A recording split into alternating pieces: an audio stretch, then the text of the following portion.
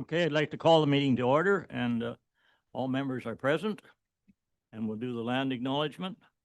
Municipality of Dysart acknowledges that we're on the traditional territory known as the Williams Treaty First Nations, which includes Curve Lake, Hiawatha, Alderville, Scugog Island, Rama, Boswell, and Georgina First Nations. And we thank these nations for their care and stewardship as they pass through our lands.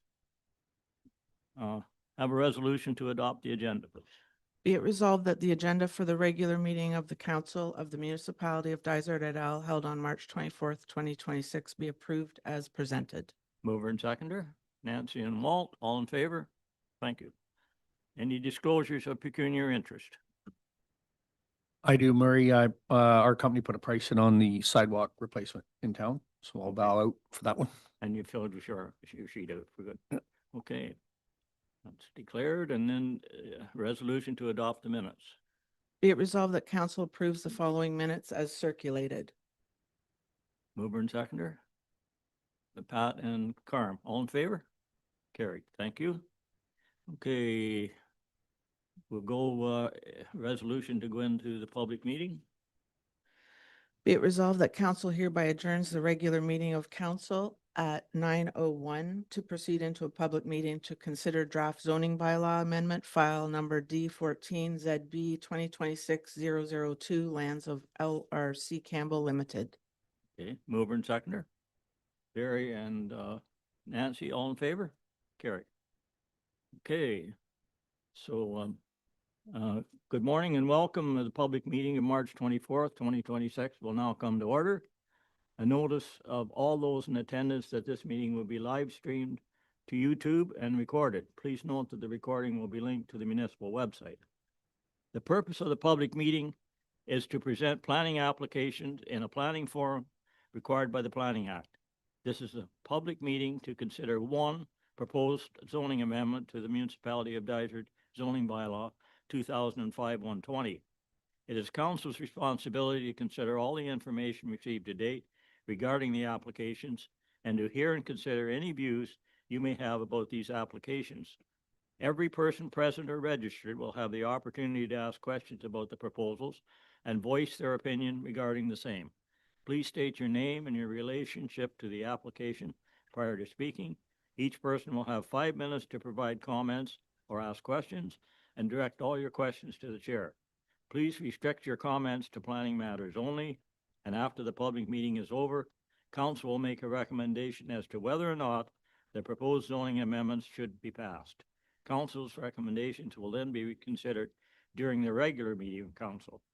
Once council has made a decision on the proposed amendment, notice will be circulated as per the Planning Act. All those persons who have given the municipality written notice that they would like to receive notice of the decision will receive a copy. You must make this request in writing to the municipality.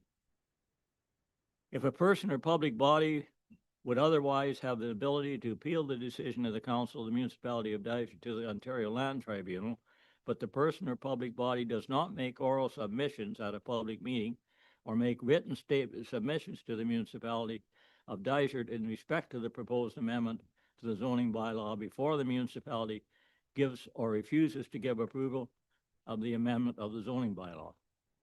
The person or public body is not entitled to appeal the decision of the municipality to the Ontario Land Tribunal, and the person or public body may not be added as a party to the hearing of the appeal before the Land Tribunal unless, in the opinion of the board, there are reasonable grounds to do so. So we'll now start the public section of the meeting.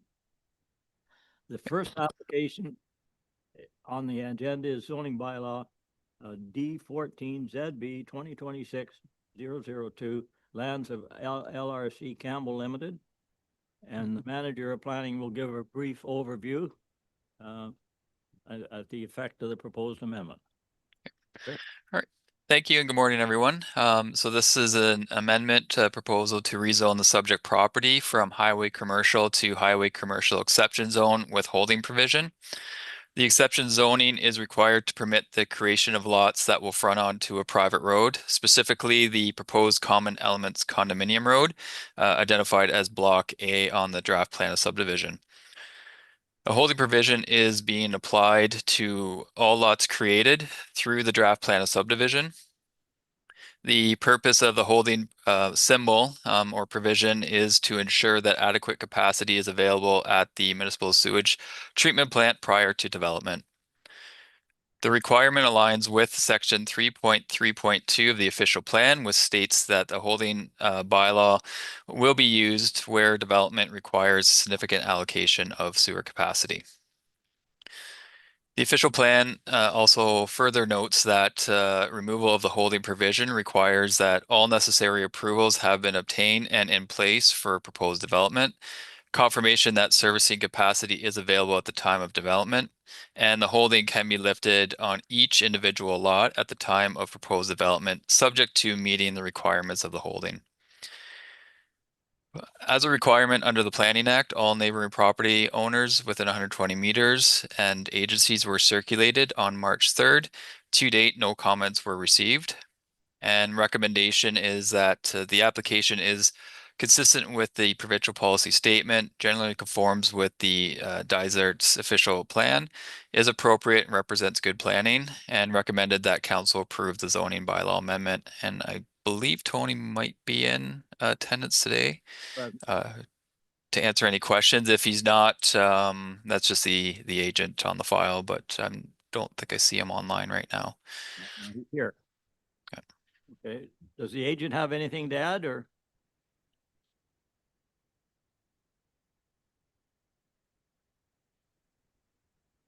Morning, Tony.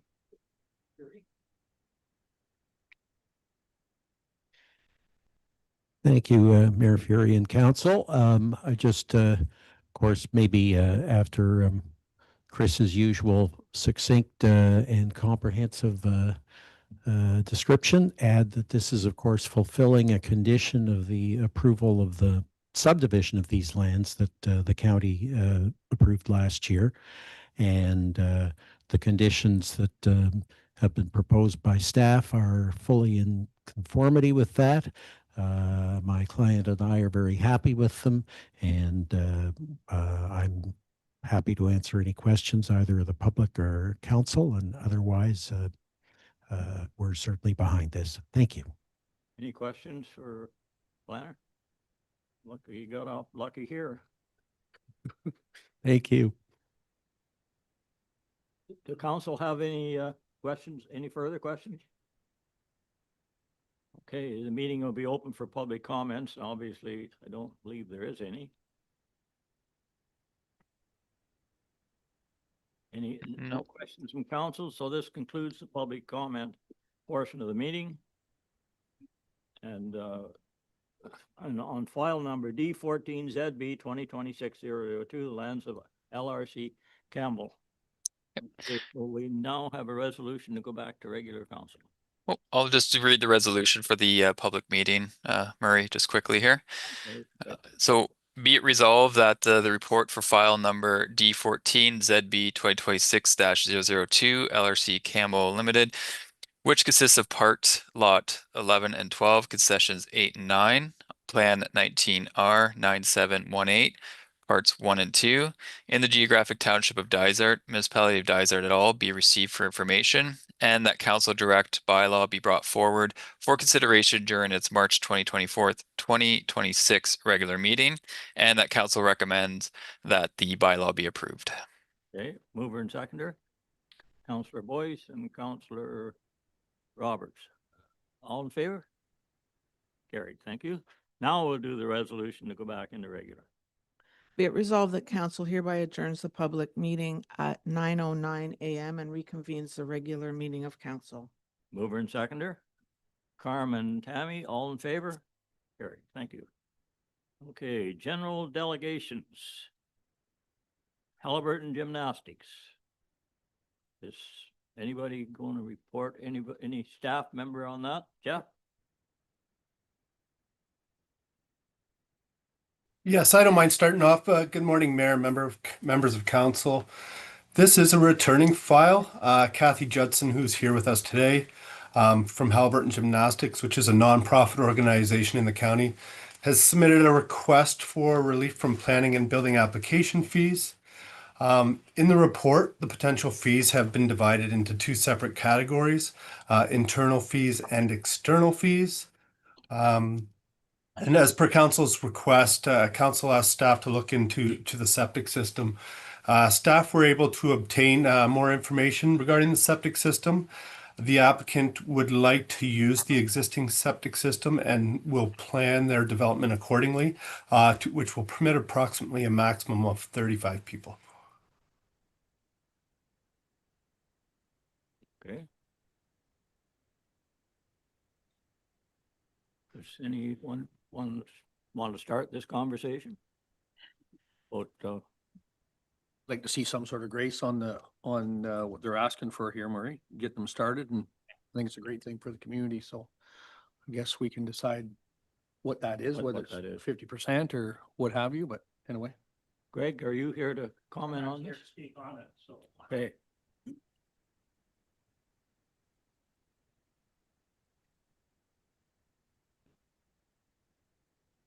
I was here at the last council meeting, actually, when this was presented, and it caught my heart a bit. So I've been talking to Kathy since, and I certainly commend her for the work she's putting forward to get this into the county. I know my grandchildren have traveled both Bracebridge and over to Bancroft over the years with their kids to take their kids out of the county for gymnastics. So I did the original site plan on this. It's internal works only, obviously. They're redesigning the internal of the building itself. So with regard to the site plan itself, there is no change. If and when, and maybe when, because they're going to want to expand ultimately, maybe a year or two from now when they get their numbers up, but the septic can also get replaced in the same location as well. So I really don't see a change to the site plan itself. Because the internal works, that stuff is everything is internal to the building. So what I've committed to Kathy is I personally will cover all the external fees. So what you see in your list of external fees, I'll cover. If they do need this new site plan, I'll cover the cost of new site plan. So my proposal to council is you've got a list here, you've got internal fees that are internal workings with your own staff. I want to cover your out-of-pocket expenses. Anything out of pocket there, if it's a site plan that costs 5,000 eventually, whatever, I think the list that Jeff has given you is 3,250 for now. And because we may need to do an updated site plan agreement, actually. You need to cover yourselves, and if it's not written in a way that will cover yourselves for this new use is what it is, I'll step up and help assist on putting that together and pay your external fees with your legals and registration and those kind of things. Thanks. Thank you. Thank you, Greg. Nat? Jeff, I just have a question about the site plan agreement amendment. Is it just because it's going to be a change of use? Is that technically why there's a $500 fee in there for internal fees? Yes, so that would be that's the application fee to amend the actual site plan agreement. But my question is, you have to change the site plan agreement because of the change of use? Yeah, that's the basis for it. I think it would be in our best interest just due to the use of the building, given that there's going to be classes and kids on site. The subject property is located just within 500 meters of our municipal waste disposal site. So we might want some language in that agreement just to protect ourselves if there's ever any contamination to the drinking water. I should preface that with Kathy has provided testing from the pump shop, and right now the drinking water is good, but we may want to protect ourselves long term. Okay. Okay, so any further comment? So the external fees have been covered, so it's just how we break down the internal ones now. Nancy? Question. The building permit fee is, again, is that like it's $4,000? Is it because of the change of use and because they're going to be doing renovation inside? Correct, and that's just an estimate right now. Basically, it's 75 cents per square foot. The building is 5,000 square feet. I don't think the intent is to renovate the entire interior of the building. So it could be less than that, but so that's just an estimate or probably a maximum. I know we've got them, but do you want to run by the list of them there and then we maybe can sort this out today, right now? Yeah, certainly. So a zoning bylaw amendment application fee of $1,500, which would amend the bylaw to permit the use. An amendment to the site plan agreement as previously discussed, which is $500. A septic review fee to ensure that there's capacity in the septic system is $250. And then the building permit fee we just discussed, it's 75 cents per square foot, but the total maximum is $3,950. So the total internal fees are $6,250. So I'm just throwing out there, I don't know whether we can tinker with the building fees. But if we do, if we take the, I mean, the rest of them certainly we can do. And I think that's quite a precedent to start, so anyway. Yeah, I was gonna propose 50% of that, 6250, which kind of hovers around your number, Marie, and the Yeah. building permit fee, by the sounds of it, seems like it's a flexing number depending on what they come back Yeah, with. so it may be down anyway. Maybe less as well. I So think we could do that, what you're saying. Everybody okay with half of that? 3125? Does Kathy, do you have a suggestion on how much you're actually going to be renovating for square footage? Is it going to be 20%, 50%, 100%? Well, we will be renovating a small portion of the mezzanine. The mezzanine is 3,000 square feet. I would say we're going to lose about a quarter of that. And then we will be adding water closets. That's about it for renovations right now. Well, it sounds like about 2,500 then, instead of 5, yeah. So if we go with 3125, she still has the potential to lose some off the building fees then too? Well, she So would what be you're taking saying? some off, Okay. Okay. but if it's not all being renovated, it probably balances out pretty close. So Murray, are you thinking, Murray, to waive the $2,250 or cut it in half? I'm thinking to go with the suggestion of doing half, like Pat suggested, 3125. Sure. And if it's less renovation, it'll be less than that. Right. So Yep. she has, yeah, so possibly she could save Yeah. $4,000. Yeah, that's depending on exactly the- right. She should, yeah. Okay. Okay, have a mover, Pat, and yeah, I guess we should. I'm just trying to get a feel first. We got support here, that's all. Okay. Be it resolved that council supports the request made by Kathy Judson of Halliburton Gymnastics and grants relief from planning and building application fees and charges in the amount of $3,125. Okay, mover and seconder, Pat and Walt. All in favor? Carried. Thank you. Thank you. Thank you, Kathy. Okay.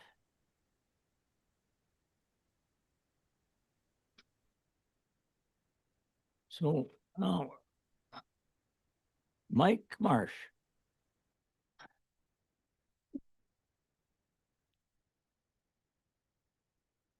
I thought you were lost, Mike, when you came in here. Morning, Council. Before you today, hopefully is a straightforward report regarding internet service renewal for your Bell contract. For those of you who may not know, the county holds the Bell contract for Bell services in the county and throughout the municipalities, and then we charge back the municipalities for their share of those costs. So our Bell contract is up for renewal this year, working with Dysart staff. We came up with a plan that I think we overall, not just in the Bell, but through the internet services right across the board, I think we shaved off about 20 to 25%, which you'll see in 2027 because most of the expensive services renew in October. So before you today is just a request that Dysart support the chargeback of the 3 locations on page 2 at the cost noted there, as well as the service term. And I think that's about it from my end. Again, hopefully it's very straightforward, but And I did happy to hear you take any say it's question. down, it's lower. Yeah, it is. It is. Yeah, working with Dysart staff, with your digital transformation specialists, we were able to reduce costs because Good. we I have like more to hear options that. in the county now than we did 10 years ago when we first signed Bell. Is this a 10-year contract? No, it's a 5-year. We were able to still get the same rates as we did on a 10-year, so we just opted for a 5-year, hoping that again, when we look at this in 5 years, there's more options available. Good. Any questions for? I do. This might not be relative to this contract, but I'm wondering if we're dealing with Bell on a renewal, if the conversation could lead into more guaranteed uptime in storm conditions. I know we lost a lot of communications, and I know that's miles of cable, and then you throw in the towers and everything else. But I think the last ice storm, there was very little internet service across between Minden and Halliburton. So I'm wondering if this is a catalyst we could use to maybe bring that conversation up without clouding the, deferring the renewal. But I think it's a worthy conversation for them to have. If they want us to support their bell towers and everything else, they should have some sort of redundancies in place to make sure that they're operable when the storms come and go, but. If I can to that, I don't want to speak outside of my authority here, but I know the county CAO has dealt with Bell both in the 2025 ice storm and this ice storm. And yeah, there's been some issues with service in terms of, well, there's the issues with obviously when things go down, and that's just part of it. When we have the damage that we had last time, it's realistic to expect damage. But one of the things that was not really suitable or acceptable was there was a bit of a lack of communication from Bell there. So they are working on trying to fix that. Not sure where that sits. Bell's such a huge company that it's hard to make room, I guess. Yeah, make contact. But I will bring this up with our account rep and just again voice our support for better redundancy in their network throughout the county and the municipalities. Well, the county's gone to Rogers, haven't they? For our cellular, yes. So Just the to county and tell. most of the municipalities have switched over to Rogers because of the improvements they've made in their cellular infrastructure throughout our jurisdiction. We could look at that. But they don't, Rogers still hasn't really got a footprint up here yet in No. terms of like fiber internet for business. Oh, we're still waiting for fiber down our road. Got it up on Redstone, but they haven't got it in town yet. Good for you, Barry. Okay. Any other questions for Mike? Okay, resolution then. Thanks, Mike. Not a problem. Be it resolved that council authorize the municipality of Dysart et al. To continue participating in the County of Halliburton's Consolidated Internet Services Agreement with Bell Canada, and further that council confirm its commitment to reimburse the County of Halliburton for the municipality's proportionate share of all internet service and costs associated with locations as outlined in this report. Okay, mover and seconder. Barry and Carm, I guess. All in favor? Carried. Thank you. Okay, fuel for warmth. Drew?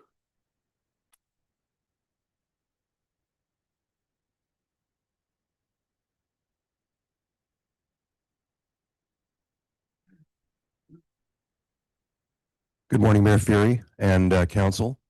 My name is Drew Allen. I'm the producer of the Highlands Christmas Shindig for the last 3 years out of 15 that we've been running. And this is Sue Waite, who is the general manager of Fuel for Warmth, which oversees the funds that are received from the Highland Christmas Shindig and that we distribute to residents of Halliburton County who are in need of aid for propane, oil, firewood, whatever they use to heat their homes. Sue, can you give us a bit of a background on Fuel for Warmth?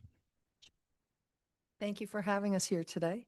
Fuel for Warmth has been in operation in Halliburton County since about 2009. It's a completely volunteer-run organization.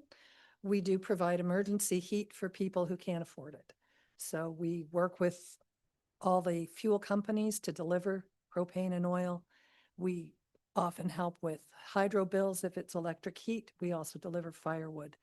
Last year, we had a really busy season, a very long winter. We answered 132 calls and spent over $115,000 in fuel. That was way more.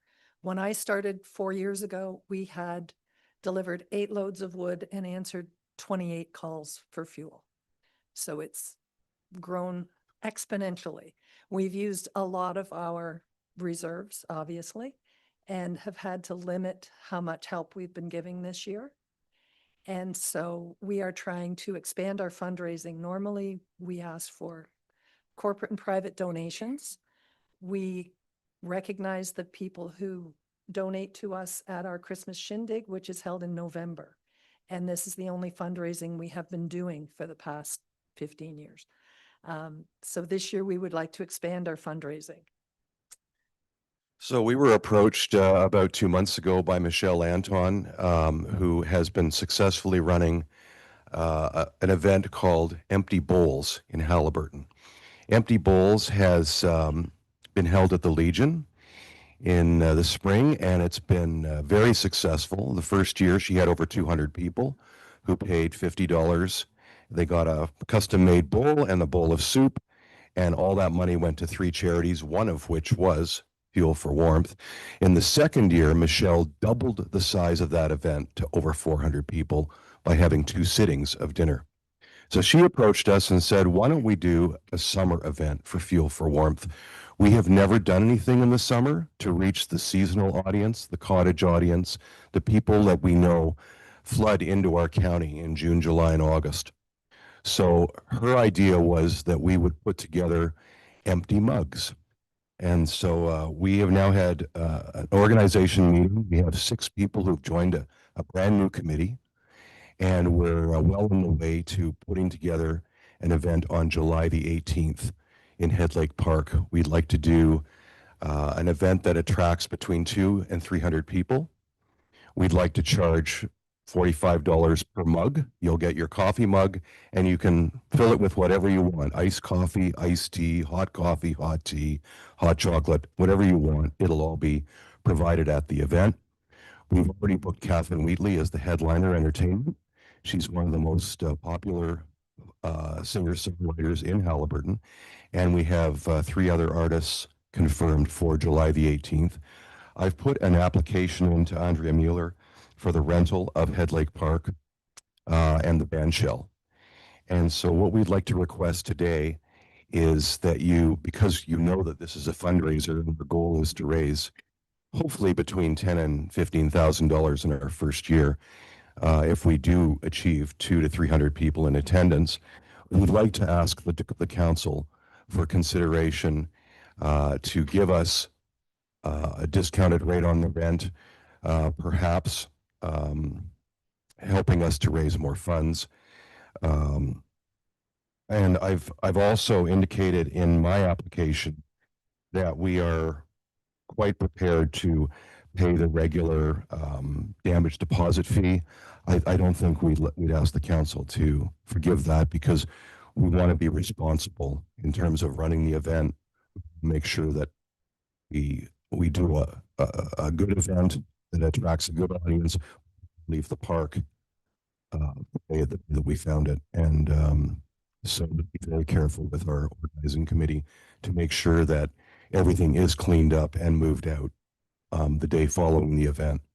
We'd also like to ask for a rain date, because we understand that July the 18th, it's a Saturday, this is going to be from 2 to 5 in the afternoon.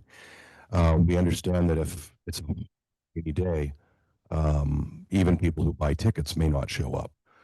So we'd like to ask for July the 19th to be a rain date, if that's a possibility, so that we can advertise the 18th, of course, in all of our media, but have the 19th on hold if we need it at the last minute. So July 19th is a rain date then. Yeah, that's right. So you're suggesting you'd pay the initial, but you obviously you'd like us to consider writing the rest of it off. That's right. So it's a total, their total ask is a total of $300. It's $100 for the new park use application fee, $100 for park use fee, and $100 for after hours. Surely we can do that, I would think. Also need 1 or 2 extra washrooms. I notice in the application that if we're up to 300 people, we might need a 4th washroom. So, I mean, there's a little bit of an extra charge for that as well, Marie. Well, are we still going to have one of those other than our The information privies? center? Oh, yeah, we can open an extra washroom. Yeah, Yeah. that's what I thought we could do.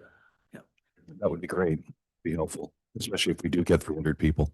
Well, you know, what you're doing is wonderful, but All three I of think those would say it's going to grow every year because of inflation and cost. maybe make out at the end. for everybody to get along. The damage. Yeah. deposit Good. fee. Yeah, well, the need is escalating every year. Sue gets the phone calls and the emails every day. Lodge used to provide wood. Do they do that now? North Entrance? Pardon me? North Entrance Lodge, their members there used to buy loads of logs and cut them up and give them to people that needed wood. I don't know whether they still do that. They haven't contacted me. Okay, maybe I'll get Carm to contact you. If they're doing it, that would help you out too, Absolutely. Yeah. for sure. Okay, good. Any- Yeah, yeah. No, go ahead. Be it resolved that council approves the request from Fuel for Warmth to host a fundraising event at Head Lake Park on Saturday, July 18th, rain date of Sunday, July 19th, and that the event organizer agrees to pay the $100, nope, sorry, I gotta back up. It's okay, you got And time. further, that council approves the request to waive the $100 park use application fee, the park rental fee of $100, and for the Welcome Center to remain open until 7 p.m., waiving the after-hours washroom fee of $100, and that they agree to make the damage deposit fee. Okay. Is that what you want? Is that- Yeah, that sounds perfect. Okay, mover and seconder then. Nancy and Tammy, all in favor? Carrie, thank you. Thank you very much, Council. We really appreciate this support. Okay. Fire Department.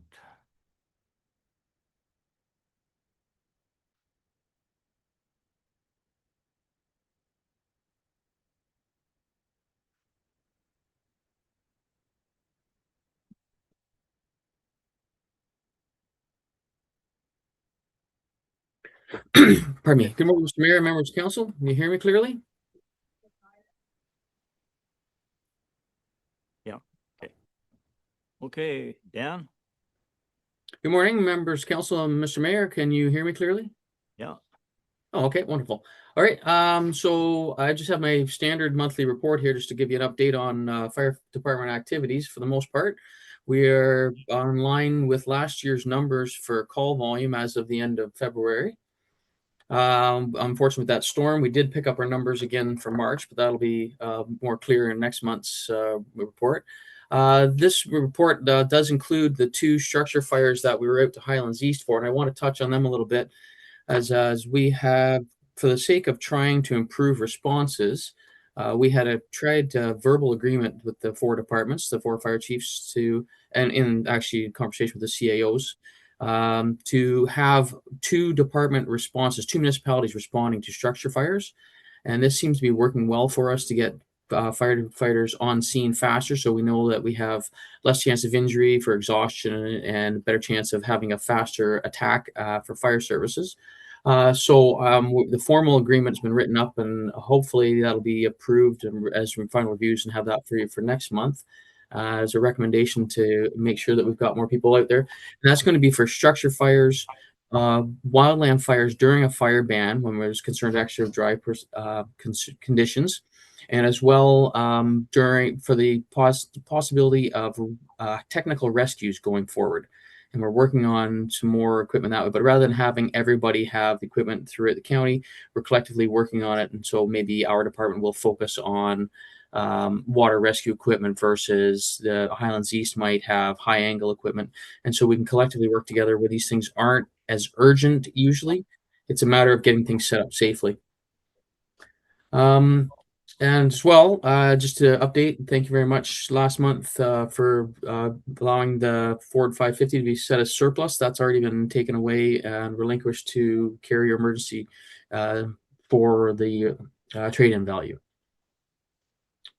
Is there any questions about any of that? Any questions? No, it's pretty thorough. That's good. All right. Yes. No questions? I just want to thank Dan because I know with these two structure fires, it's been a big drain on your manpower, and we just want to really thank those guys who step up every time that pager goes off. We appreciate them. Yeah. Well, thank you very much. I'll make sure that gets passed along to everybody. No, I don't know what we do without you guys. We certainly need you. Yeah. Okay. Yeah. Thank you. Then. Be it resolved that council acknowledges receipt of the fire department report for February 2026. Okay, Mover, Tammy, and Walt, all in favor? Carried. Thank you. Okay, Parks and Recreation, Sweat Social, new engine trials event. Who's gonna? Yes, I would help. I don't know what it is.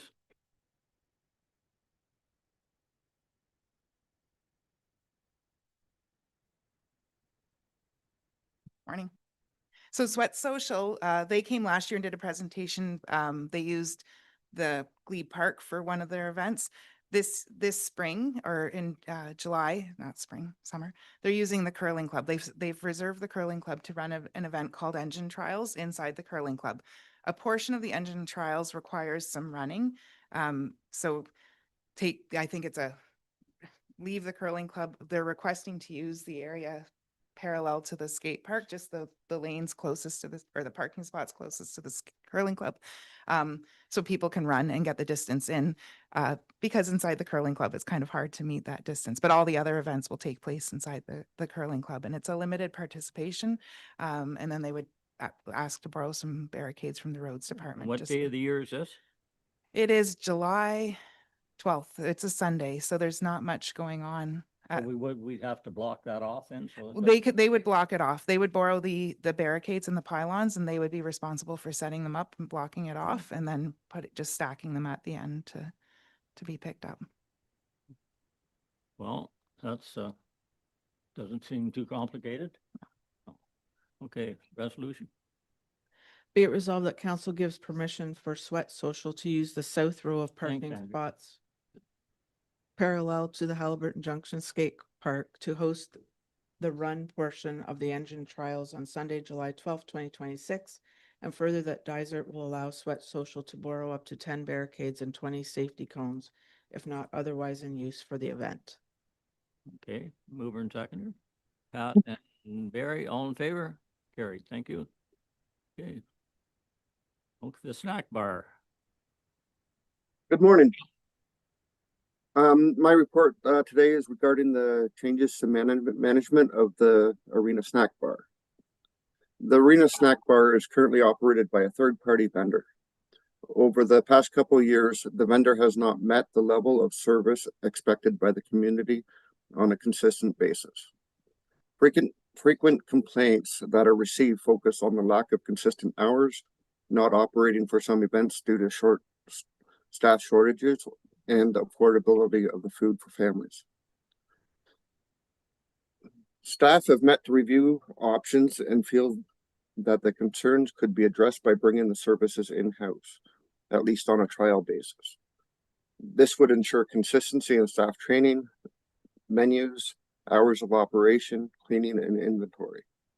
It would also provide greater flexibility to schedule extra hours to support local events booked at the arena and the community center. If council approves this request, staff will start working on a detailed budget and staffing plan. Thank you. Well, that's going to be a challenge, but good luck. But it's quite a transition from ice making to food. Yes, it is. Okay. Our staff do have experience from previous employment in other snack bar arenas as well as other restaurant experience. So I think they'll be able to bring forward a good plan. Well, I'm assuming we maybe hire some students too, or Yeah, something like that. yeah, That'd they'll be have part to of it. hire some part-timers and some students, but we'll bring that forward if council's agreeing to this. Well, I definitely think something's needed to be done. Yeah, it's not good, hasn't been good, I know that. We've already had a few people express interest in the student jobs, so I don't think we'll have an issue with that. So. Okay. Resolution. Be it resolved that council approves the recommendation to bring arena snack bar operations in-house commencing with the 2026-27 season. Mover and seconder. Pat and Barry, all in favor? Carried. Thank you. Thank you. Okay, building and bylaw.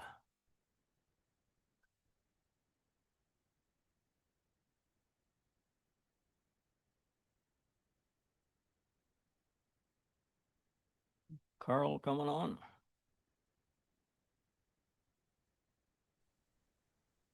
Good morning, council. Morning.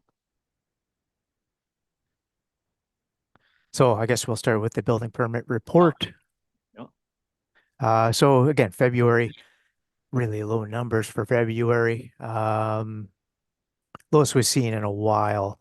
I'm not sure what that is, what's responsible for it, but so if you look at our permit fee revenue as well, so permit fee revenue because of the low permit numbers, really low, as well as the average daily inspections, we've hit a new low as well with that. So it's February was not a good month for the building department.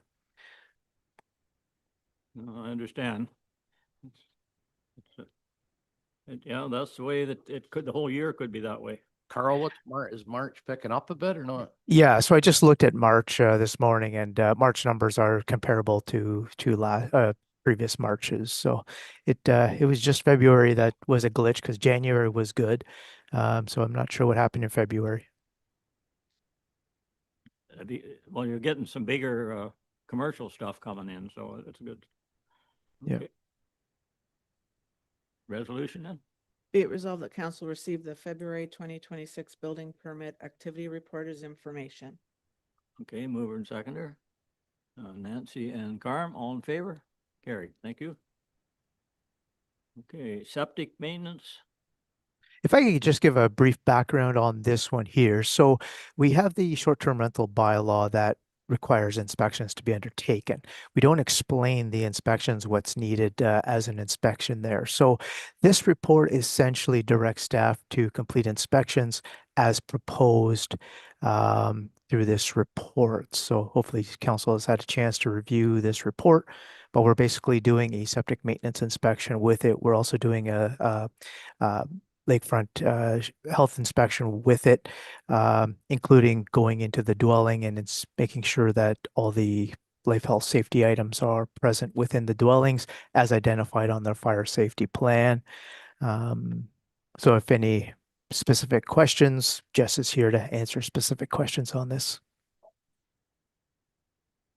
Are you finding many that don't comply with the fire safety?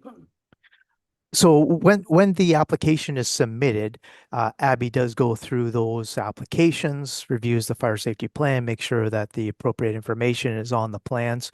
This inspection is to verify that what they submitted is actually true and correct, that this is all that contained on the site, the fire extinguishers, their site plan is as per what they submitted. There's no additional buildings that they haven't shown us on the site plan.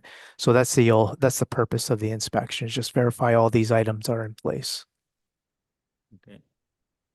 Carl, that's also probably a good time to catch like extra sleeping quarters, bedrooms and that stuff, as opposed to what's advertised on their PR and their septic. Yeah, exactly. So on the fire safety plan, or plan for fire safety is what it's called in the bylaw. It is basically your floor plan that lays out the number of bedrooms, et cetera, that, Abby goes through and just verifies that this all matches what their septic approval is for. And, this is what we issue their short-term rental license based on. So we're issuing the license based on everything that they provide, making sure it all complies. The inspection is going to identify a number of bedrooms as well, making sure that all is in compliance with what they submitted. Okay, any other questions? Okay, resolution. Be it resolved that council directs staff to complete the 2026 septic maintenance inspection program, short-term rental compliance inspection, and lake health assessment inspection in accordance with the process identified in the septic maintenance inspection program 2026 inspection season update report. Okay, mover and seconder. Nancy and Carm, all in favor? Carried. Thank you. Bylaw report. Update. Abby? Sorry, I've never used Zoom before. So it's pretty standard. Couple new complaints for parking, zoning, and one canine control, and Okay, kind of it for the bylaw. It's pretty standard from last month, same complaints. okay, that's, doesn't sound too terrible again. It's going to it'll get more as it goes on. Yeah, as we get closer to the spring and summer, I'm expecting numbers to increase much like it did last year. Yeah. Good. Murray, if I could, I got a phone call, maybe one of the phone calls you got, Abby. Just a nudge, in front of Baumgartner, Realty there, where it used to be New Bats Appliances. They're getting a lot of problems with people blocking off their driveways, parking there. Yeah.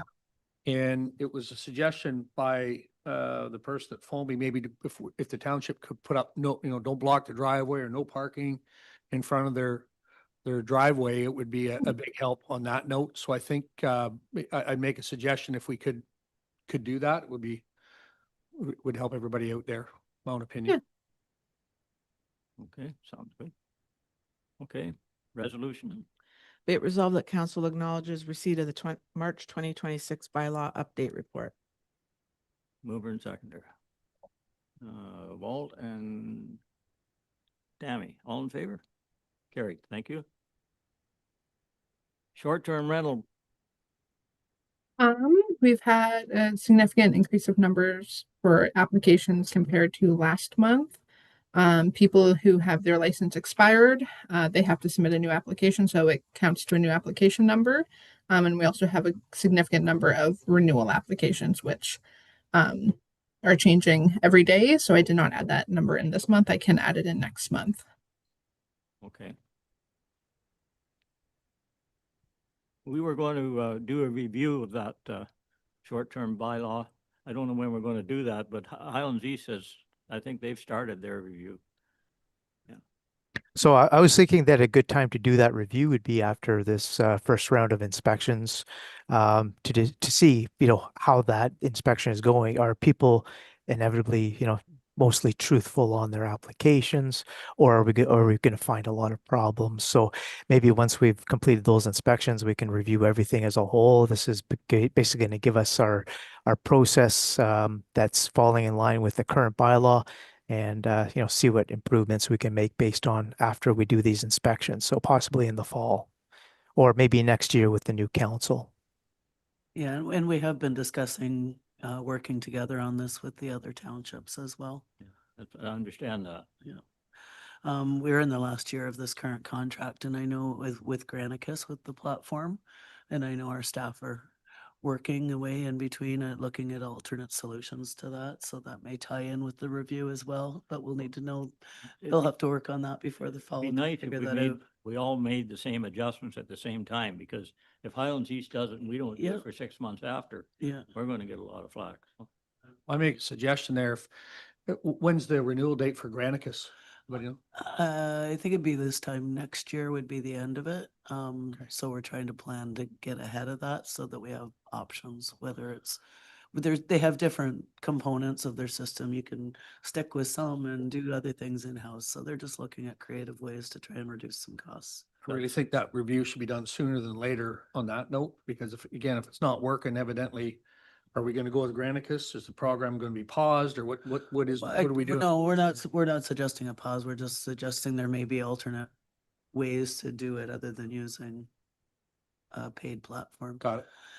We aren't sure yet, though. We're just still in discovery stages of that, but we are working on it, trying to find some better solutions. And staff, Abby's talking with her counterparts as well, so they're all kind of working together on what the issues are. And Okay, So we're saying we're gonna review this in the fall, or do we? Well, Carl's saying, Yeah. maybe next year, but could we, through your connections, Madam CAO, can you get maybe Highlands East to send us what they've Yep. what they've amended? They haven't amended anything. They're just having some public meetings to Yeah. get some feedback they're from having- people Good idea. at this point. Which is a good thing to do. Yeah, Maybe we should do that, have a public meeting at some point. I'd be for that, the arena or somewhere, and let's do that. Well, maybe give Abby some time to get through the registrations, like she's in the busy part of it now, so if things start expectations of changes in the midst of right now, she's getting some good traction. The people who registered last year are gonna come back and register no problem, because they've worked hard to meet all their compliance requirements. So they're ready to go. We aren't having problems getting people signed up. So could we book a meeting then for July or That's something what like I'm that? thinking, July or Well, August. I'm just thinking when the people are back up for the summer, or anyway, we're not trying to put more on your lap, Abby, but it might be a suggestion from you when a good practical time would be to have a sit down with everybody. I think Carl and I could probably talk about it just to kind of see when the best time is. Good stuff. Yeah, you can come back to us with what you guys think is the right date, okay? Okay. Right. Yes. No, just, Tamara, like, what are we paying that company, right now? About 50,000 a year. 50,000? Yeah. And, Highlands East are, It's proportionate to their number of rentals, so we're the largest, we pay the most. okay. All right, thank you. Resolution? Be it resolved that council receives the report, short-term rental program report, March 2026 from the Bylaw Department. Okay, mover and seconder. Barry or Pat and Walt, all in favor? Carry. Okay, thank you.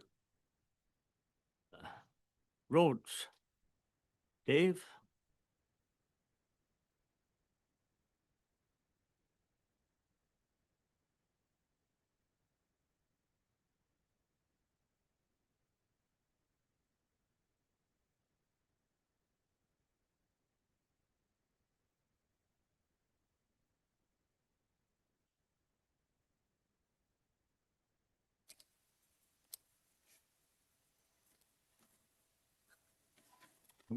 Hi, good morning, council.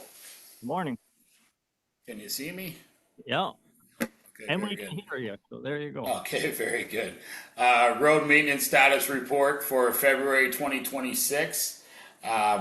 We had bridges and culverts. So culverts at Trappers Trail. We actually had an emergency washout there. So it did wash out the roadway. And we did have to make some minor repairs to get the water flowing, to get it off the road. Brushing and tree removal, so fallen trees as required. Emergency tree removal March 10th, 11th, and 12th. So I know this is the February report, but I thought I would touch base on that also. During that ice event, we did do a lot of tree removals, especially in the Harcourt area. For operations, for winter operations, ice blades as required, benching as required, and snow removal as required. Obviously, sanding application as required also. Okay, any questions? Dave, I just wanted to pass our congratulations on the completion of that program you took. So good job. Thank you. I do appreciate that. Okay, resolution then? Be it resolved that council receives this report outlining roads maintenance activities for February 2026 as information. Okay, Barry and Carm, I guess. Okay, all in favor? Carried, thank you. Okay, tender results, Rob. Good morning, Mayor, members of council. This is another bit of good news in my eyes from the capital side. We got some tender results from the replacement of the sidewalks along Highland Street. We did receive 3 bids. You'll see the low bidder was automatically rejected. They did not fully execute the bid bond. So in accordance with our procurement bylaw, they were excluded from further consideration. The number 2 bidder was actually under budget as well by about 8%. Everything they submitted was done accordingly, and we have no concerns with recommending Four Brothers Construction to complete the work in 2026. Be nice to, if it could have been done local, but it's $250,000. Where are they at, Rob? Fort Brother? They're out of Woodville. Woodville? Okay, that's what I Yeah. thought. I think they've done work in the area too. Actually, yeah, Carm just reminded me now, they own the old Royale pit in, Silver Valley there. Oh, Gri- okay. Behind Griffin's there. Oh, yeah. You know what I'm talking about? So they got, So they're taxpayers, I guess, in the yeah, municipality, which is a good thing. okay. Well, resolution then.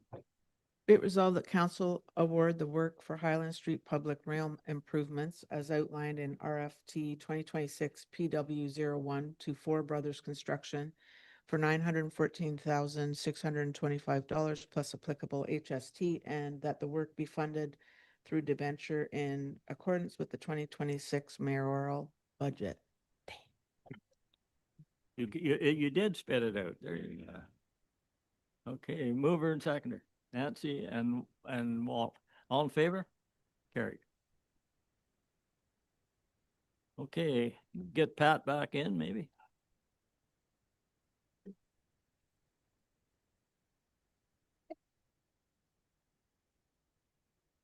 Okay. Capital project. Yeah, so this is just as information. It's not so much a capital update, I guess. It's more of a procurement update from our department. The capital is certainly captured there. But we have probably half a dozen that have closed and been awarded, and we do have some outstanding tenders right now. So there's still some opportunity to bid on some of the municipal work this year. Oh, okay. What are we gonna do coming into town? I know, we patched it up some last year there, but boy, that's a lot of yeah. Emerson's another one. Yeah, I can touch base on that quick, Murray. So we do plan on repatching that and then using our spray patcher again. So we just schedule a night shift. I do want to do it early spring this season. So schedule night shift work and do that section going into town. And then also, same thing going out Emerson up to the gardens, that section also. That's really all we can do with it at this point. Yeah. I don't think I'd ever use that stuff again, but anyway. No, I'd like to ask Rob a question. We're talking about coming into town because it's, very important, the appearance that we perceive when you drive in. And I know it's just temporarily, it happens once or twice, 3 times a year. Sometimes it's really bad, sometimes it's so-so, but a few weeks ago, we had the problem again with the big puddle of water in front of Emerson's and the search plaza there. And I know that this issue has been discussed a lot, Rob, but could you give us any type of an update of how this could be, I know that there's issues, that there's a stream at the back there that when it overflows and all that, but is there any way that you have something in the works that could prevent this from happening in the future? I'm hoping to improve it. We have retained the services of RJ Burnside to look at 2 culvert crossings along Harmony where we've had issues with overtopping in the past. So before we resurface that road, I just want their opinion on if we can improve the drainage there. There's one culvert that has failed. It's oversized, and we have some plastic culverts there that maybe there's not enough of them. Maybe they're undersized. I'm not sure, but we do have overtopping along Harmony. While they're looking at that, I've asked if they can look at specifically the intersection of Park and Lilac and see if there's an opportunity to maybe do some stormwater retention there and just slow the water down before it comes in through town. So the reason the water overtopped this year, it wasn't that the storm sewer was plugged with debris, which has happened before. It was just strictly volume. The system just couldn't take the volume coming down. So if we can slow down that water, hold it back somewhere else, it will improve the intersection of Victoria and Maple. That drain is the responsibility of the builder, of the owner there. That's correct. We don't want to touch that or it'll be our problem. So, It's been ongoing for several years for sure. It was in their site plan agreement that they're to maintain that, keep it clean. Mhm. There was ice in it though, Rob, from what I heard. There was ice in it. That's why, one reason it flooded. So I think they took it out, but maybe before you guys had a look at it, but anyway, I don't think we want to touch that. That's their baby. Or we're gonna have it. Once we spend money on it. Yes. For clarity, is it the MTO or Dysart's responsibility for the road in front of, incoming road in front of Emerson's? MTO. They have jurisdiction on it. Okay, did they, I know it's been talked about a couple times, I think, in our term, but was there any idea when they're gonna redo that at all, or? The intent is to apply for the grant this fall for reconstruction next year, but we don't have updated construction costs, and we would obviously need council approval before we do the application. So if it's, is it empty road or township road? That's what I'm wanting the clarity on. Like, It's the connecting link. We're responsible for the maintenance, but they do basically hold the hammer on what we do with the road. We can apply to them for funding for the reconstruction, and I believe it's just been increased to about $5 million. So that should cover it. Well, the bridge is Most going of to it. be on someday too. Yeah, the bridge is it can be funded through a different stream, I believe. Okay. So yeah, we're still going through a design on this whole section. We've been doing some engineering work for the past 3 or 4 years probably on this to get our ducks in a row so we can make sure that we do set ourselves up for a successful application.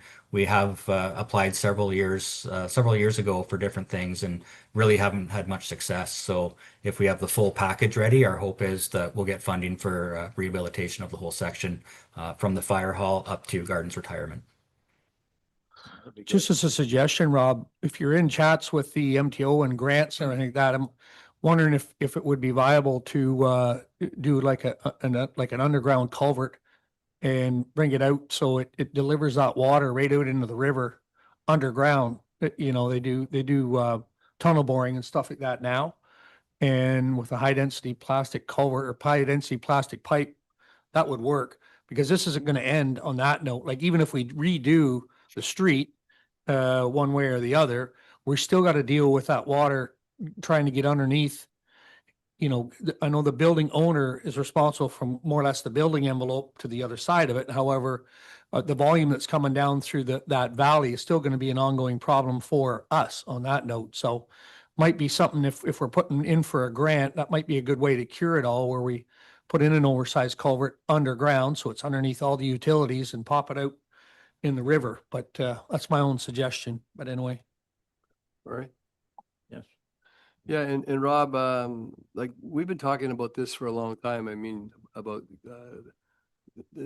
this being repaired for how many terms?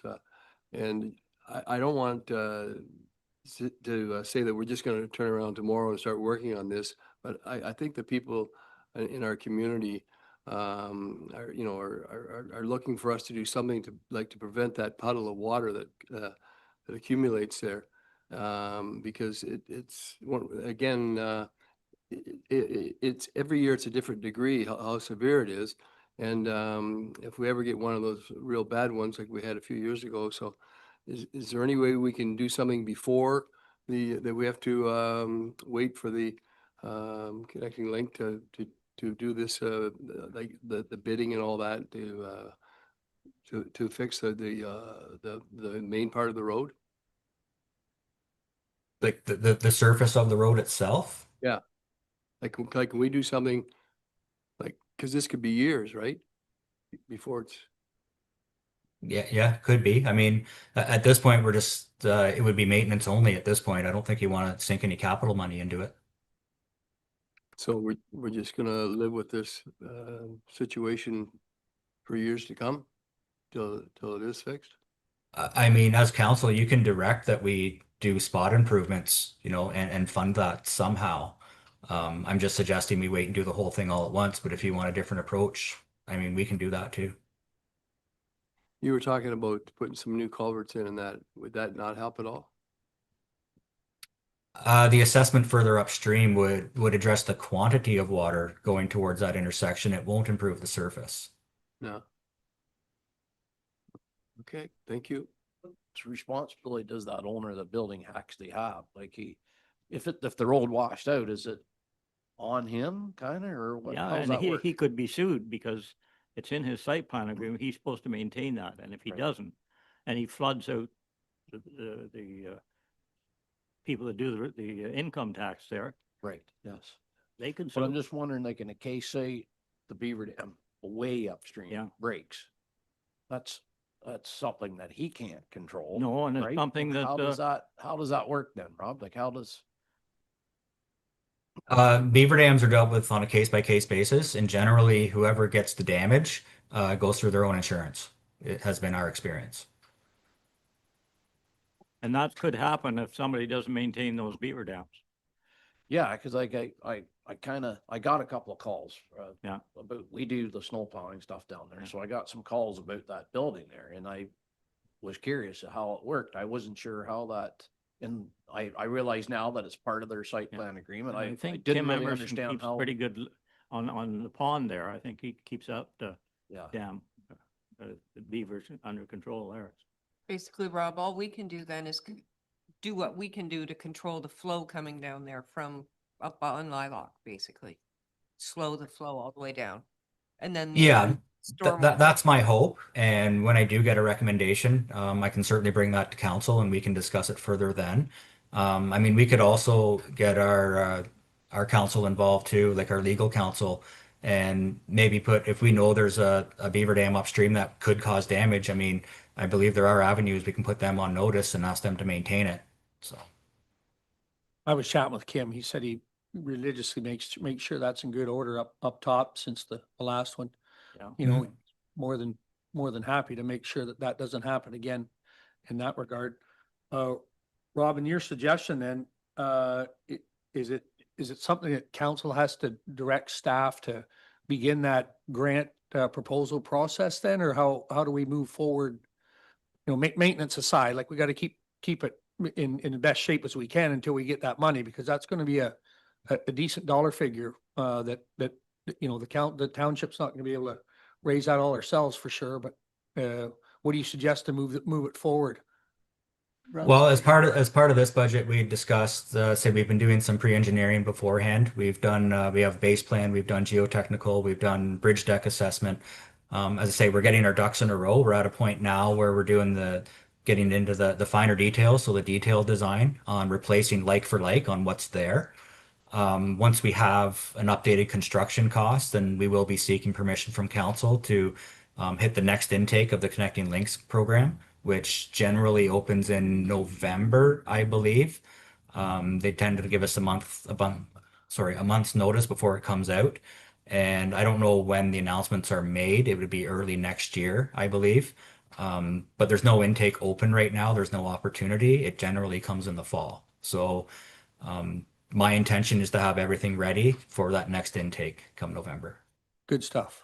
Okay, that's good news. Thanks. Okay,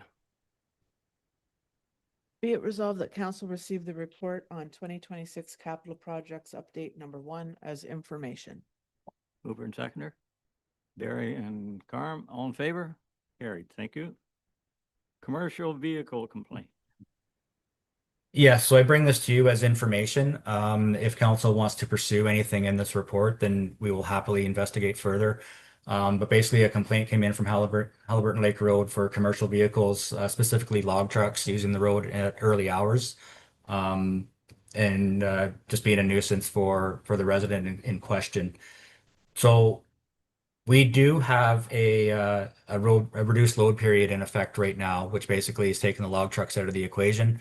So they're not up there right now. They're not operating. That reduced load period will go till probably the first part of May, I'm guessing. The Municipal Act does allow you to place restrictions on commercial vehicles on your highways as you see fit. You can have a bylaw for engine brakes as well, and the use of those things.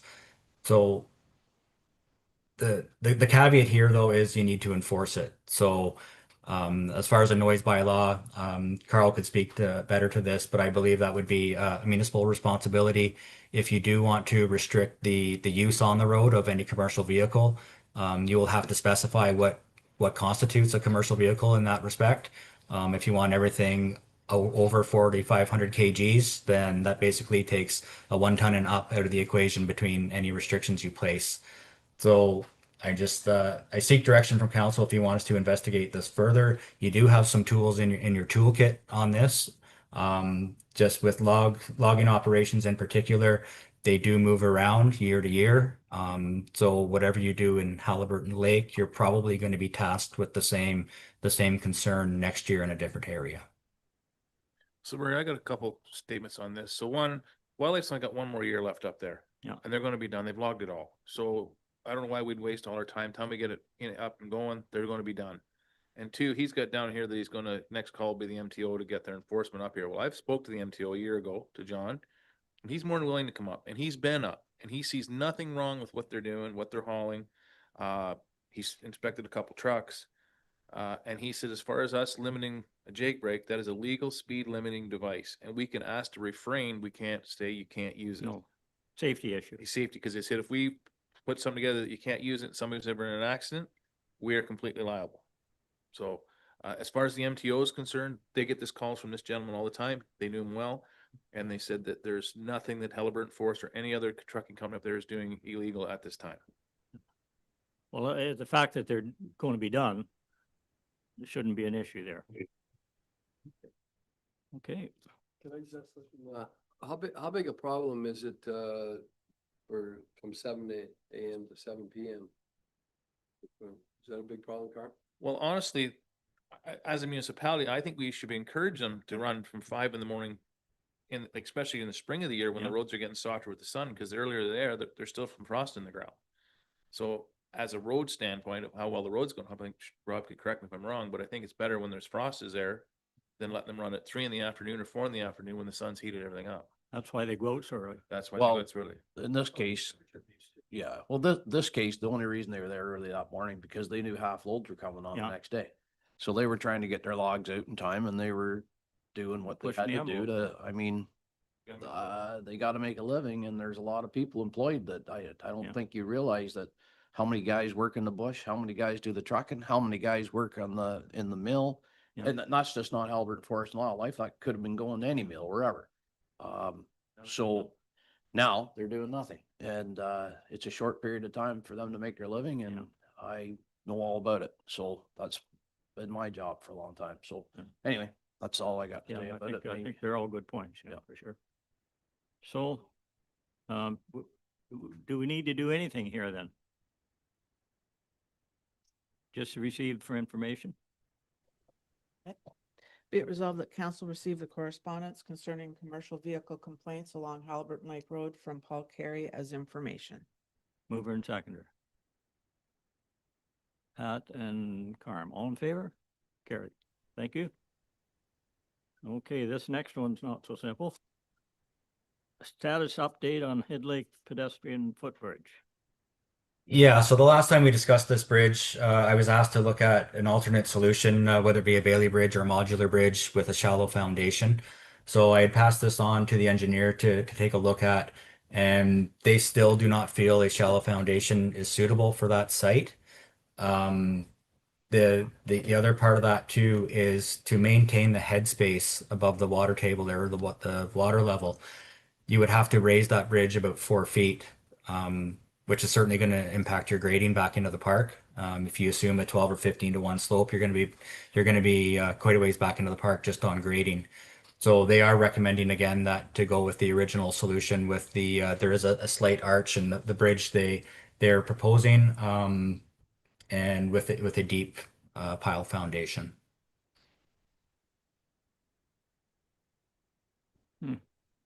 It's unfortunate, that the bridge is where it is. If it had been 25 feet further towards the library, that's where the field stopped, where the band shell is. That's solid ground there, I believe.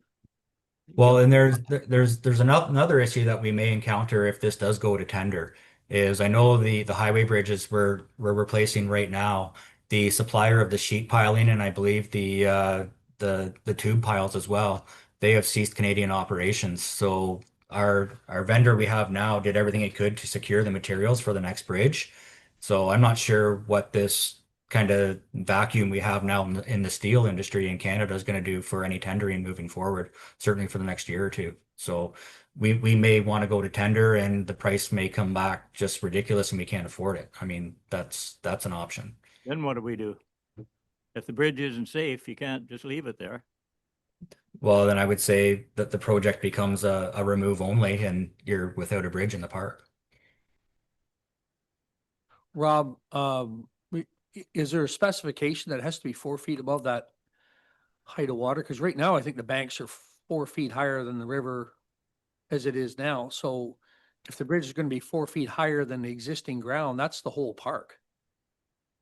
Higher. And I'm having a struggle with that, but also that whole Bailey Bridge synopsis, we've seen them in different areas where, you know, they're very close to the water or they're higher or longer. There's so many different applications, even if you extend the length of the bridge by 15 or 20 feet. So there's more ground bearing soil for that Bailey Bridge. It works. And that's from the designer of the bridge. On that note, I don't know if Wills has contacted anybody at the bridge manufacturers or Algonquin Bridge to see what their specifications are, but I think it would be a worthy exercise on that note, especially I do know we have a grant for 250 if it's still in place, but you know, I'd rather not spend more than 175 if that was the case on that note. I struggle with the cost of a $500,000 bridge to replace what we have, honestly. But again, I know you're trying your best to work your way around it, but I do believe there's other solutions yet that lay ahead that might be possible on that note, you know. But anyway, if you could ask Wills, if they did in fact go to any Bailey Bridge suppliers to get their engineering on what their thoughts were or the abutments, I think that'd be, like I said, I'd appreciate that if we could do that. So they were concerned about the soil conditions then. Yeah, and you know, the modular bridges by nature are perfectly, you know, flat. So that was their concern too, is to maintain that headspace above the water, is you would have to raise the bridge about 4 feet, which does impact your sloping coming back into the park. So there's the soils and the actual design of the bridge itself. Whereas what they had proposed, I believe there's about maybe a 1.5 or 2 foot rise at the center of the bridge. So then it would come up and then come back down at about 5%. That rise is the problem on that note, because you're not going to get a modular bridge that has an arch in it like that on that note. But not only that, even if we raised the approaches to the bridge up, say a retaining wall block high, which is about 24 inches, that still gets the water then, or the bridge itself, 24 inches above the area of the park, the flatland of the park, which should put it up 6 feet off the existing river height as it sits now. Like if you go there now, and you know, I'm going to say this time of year is when it should be running at maximum flow with the melt and everything. It should almost be 6 feet of clearance from, you know, a 24-inch rise in the bridge deck. So that would take the arc out of it on that note. Therefore making it cheaper. So we're not getting a custom bridge made is what I'm trying to avert. Because you might not be able to get it. Right. So we have a real solution. I know Algonquin Bridge builds them right here in Ontario and they're segmented, meaning we can make them longer, shorter, and they go in quick and they're sturdy, like logging roads and mining roads. That's what they supply on that note. And gosh, if we're just putting people across it and baby strollers and lawnmowers, I think we can come up with a good solution to make it work. What's underneath the existing bridge now for support? There's no piles there, is there? There's cast in place abutments. The one on the south has rotated, but it looks like the bridge is holding it in place now. But I think the one on the north is pretty stable, I think.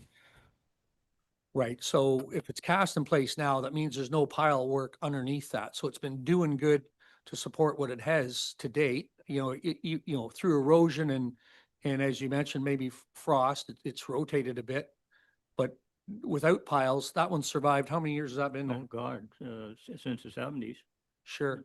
So what I'm getting at, if we extended the bridge length, maybe another 15 or 20 feet onto land at both sides, should be more than adequate capacity to carry the load of that bridge even then, it's going to be back from the banks of the river. So it won't be impacted by flooding or erosion or even frost on that note. So again, just a different angle looking at it, Anyway, that's my 5 cents or 10 cents. Rob, the other bridge that's up behind H&R Block, it was the old railway bridge. Is there a certain amount of clearance from the water to the surface of that? And if not, why does this one have to have the head clearance? Like, is it different legislation or is it because it's a different area of the park? I am by no means an expert in this. It's my understanding they were put in at different times. So if the Arch Bridge was put in the 80s, say, there's probably a will to have some paddlers or something go up there. The Trestle Bridge was there with the railway.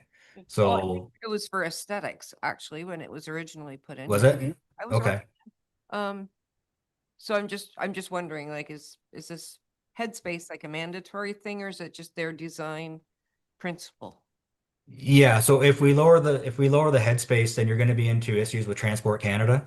They want to see bridges go in, as good or better than come out.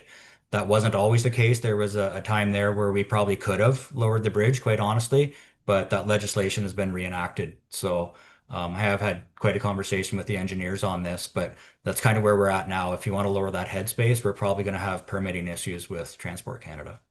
Thank you. I'd agree with you, other than it's not a navigable waterway really, because the Trestle Bridge has got piles all the way across it. You couldn't get through there with a canoe if you wanted to. Number two, the concrete bridge by Emerson Lumber, it's only 4 feet off the water now on that note. Anyway, those are all relevant facts, but anyway, I'd appreciate it if we could come back with the engineers having a chat with the bridge supplier that makes a Bailey Bridge to get their engineering on it. I don't know that, again, I would agree with you in regards to having that rise in it, if we could get boats up through there in public traffic, but we're not gonna be able to do that. Yeah. Anyway, I'm not kicking you shins, just trying to find another way, but anyway. Yeah. Yeah.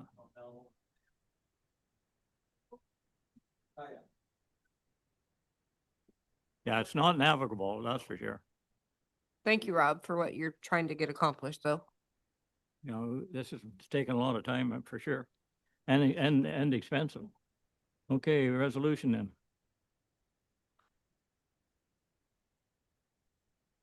Well, I guess we receive for information, I guess that's what we're doing. And, yeah.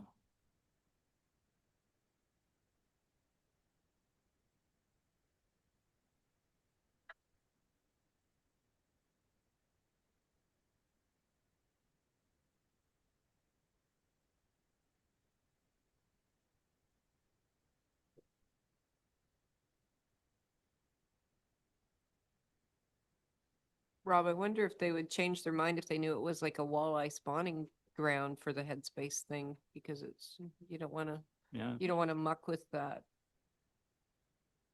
No, I don't believe there's any true in-water work anyways with this project, so we should be good that way anyways. I think Nancy's talking about maybe the height of the bridge, are you? Is that what she means by that? If that was an argument to,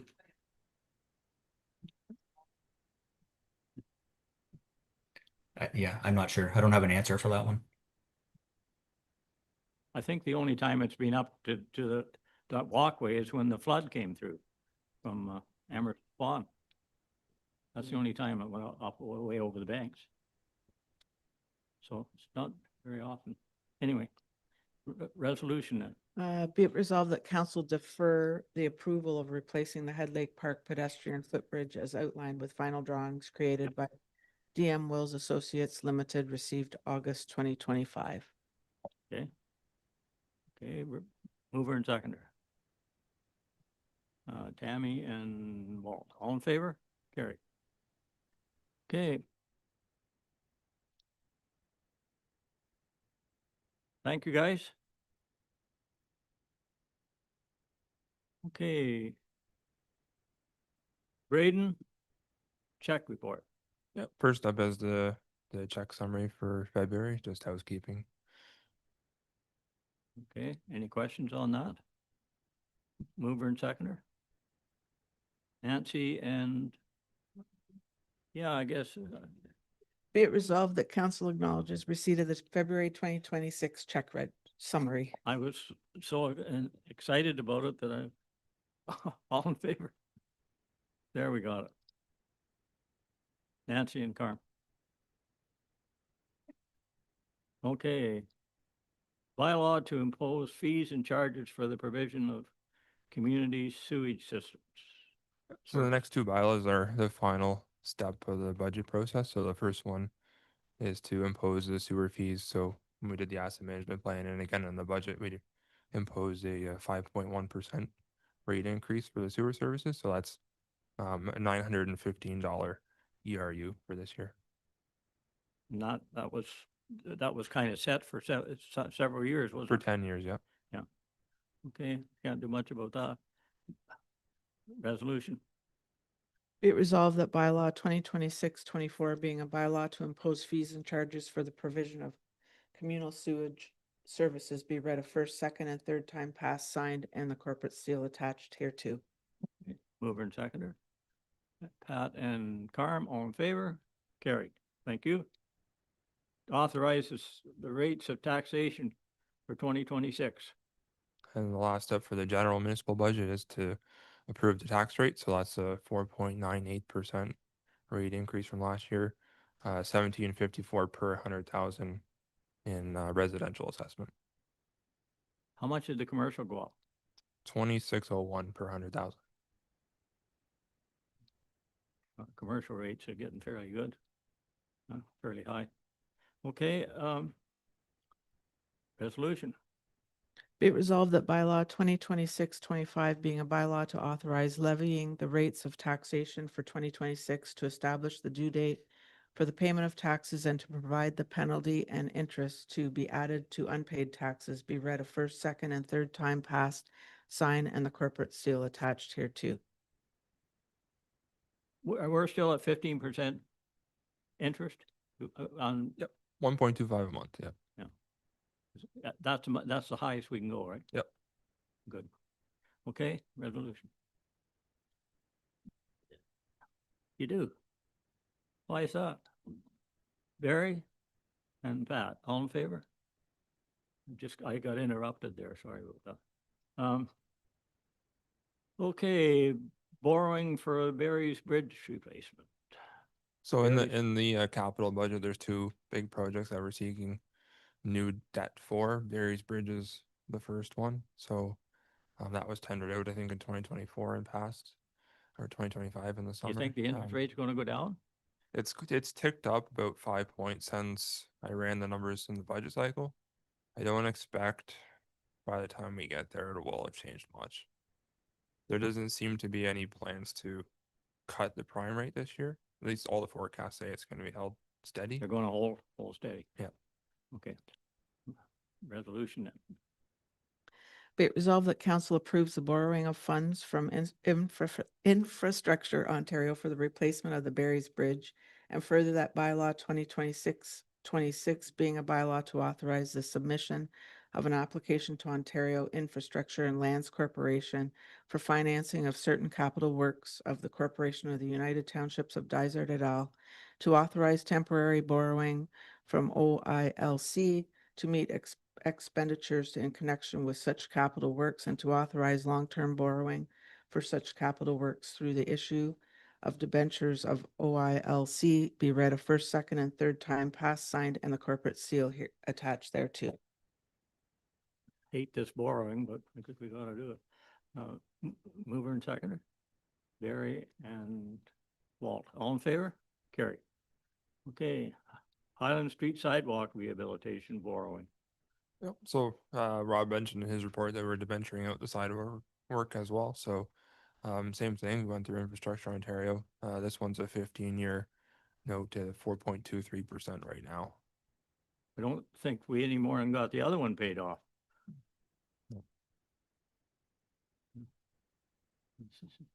Yeah, whole country's running on credit. Okay. Resolutions.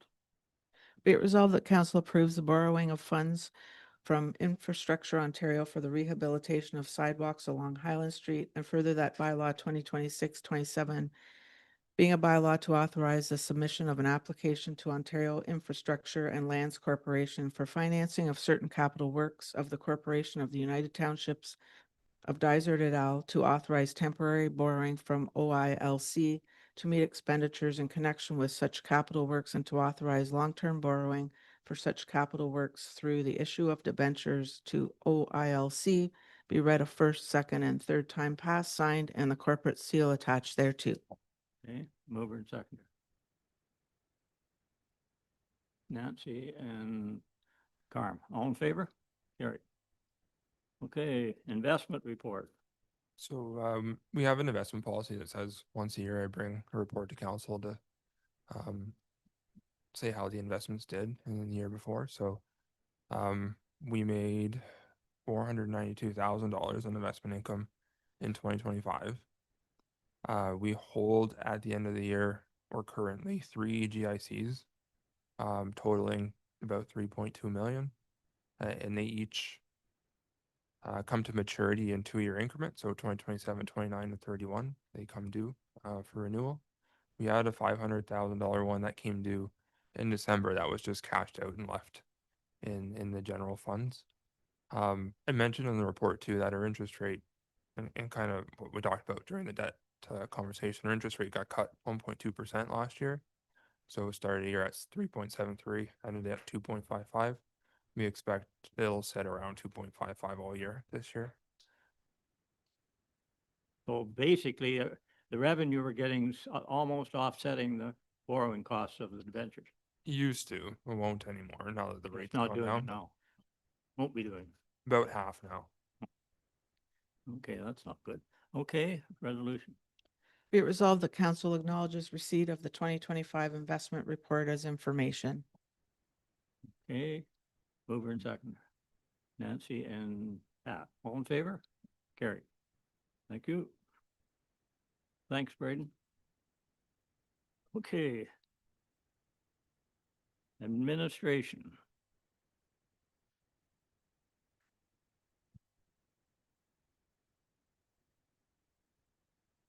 You want a break? Yeah, we can take 10 minutes. Or 15, whatever it takes.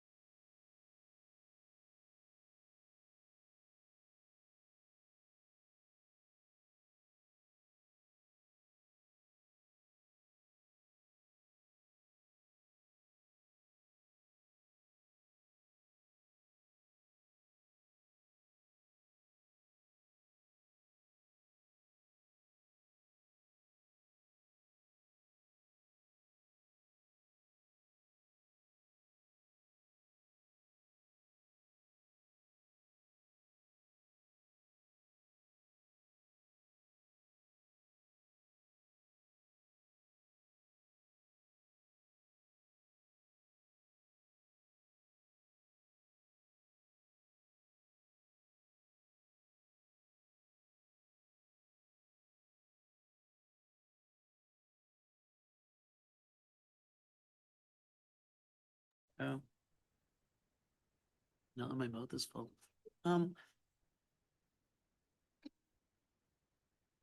Yes, this is the road up behind Curry's. They've had it reviewed by the county and it meets the road naming requirements, and they're recommending Silverado Drive as the road name. Their second choice is Timberline Trail. Does anyone have any issues with that? With Silverado? Yep. Okay, then Lori has a resolution. Be it resolved that council approve the newly proposed road name Silverado Drive located in the municipality of Dysart et al.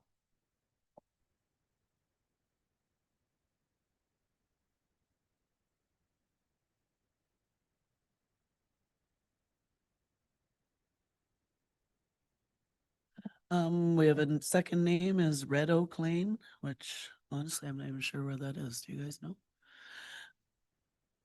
Oh, there's a map attached. Okay. Okay.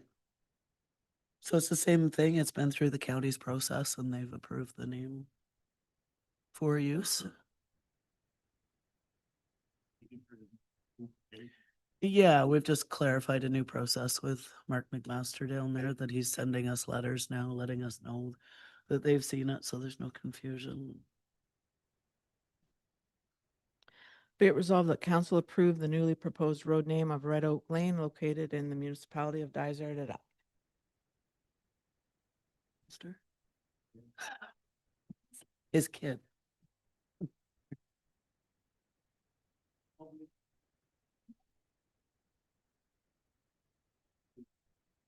Yeah, they're just looking to use the parking lot down on Rotary side for a week to park the trailer. I think they've done that before.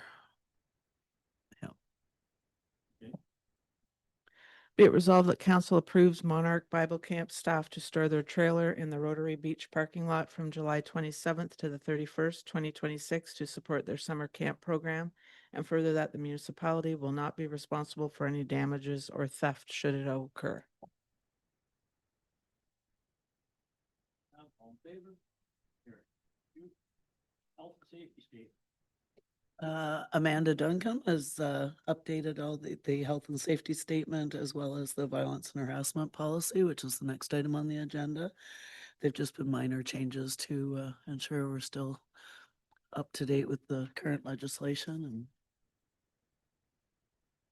their policies that you review every year. Reviewed them. Okay, resolution.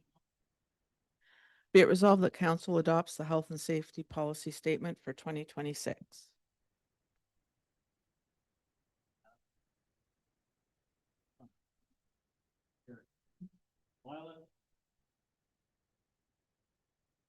Yep, same thing. Amanda's updated that.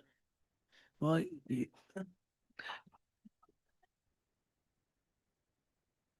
it's that, yeah.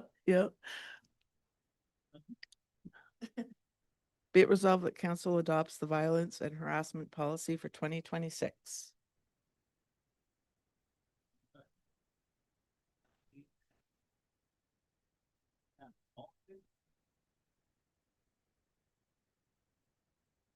Corporate resources election service policy. Okay, this is another policy that Amanda's been working on. She's very proficient with policy work. It's the update to the use of corporate resources for election purposes. So it expands on the scope of the policy to third-party advertisers, council members, and staff where applicable. There's more detailed expectations for staff and municipal resources, and it outlines expectations for candidates and social media use campaigning. So something for any of you looking to run. A good policy to make sure you read and understand well.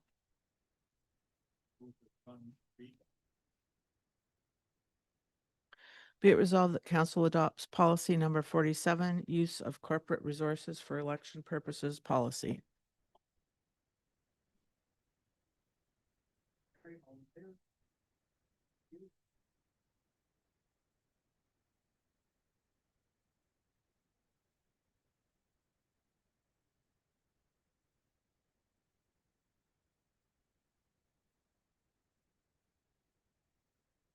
And we are bringing lunch in, so, we'll have a closed session after that. We got a fair bit in there. Okay. Where is you off to? Oh, okay. Okay, okay, Chris? Yep, I Bylaw. can start this one off. So this is for the application that we heard this morning for LRC Campbell, which was a condition of the draft plan of subdivision for the zoning amendment. And unless council has any questions, the recommendation was to approve. Okay, resolution then? Yep, be it resolved that bylaw 2026-28 being a bylaw to amend bylaw 2005-120 for the lands, just hold on a second here, sorry. Yep. For the lands of LRC Campbell, which consists of part lots 11 and 12, concession 8, part 9, 19R 9718. In the geographic township of Dysart, municipality of Dysart et al. That would change the property from highway commercial to highway commercial withholding provision exception zone to highway commercial exception zone withholding. Be it first, second, and third pass sign and the corporate seal attached there too. Okay, mover and seconder. Nancy and Walt, all in favor? Carry. Okay. Next.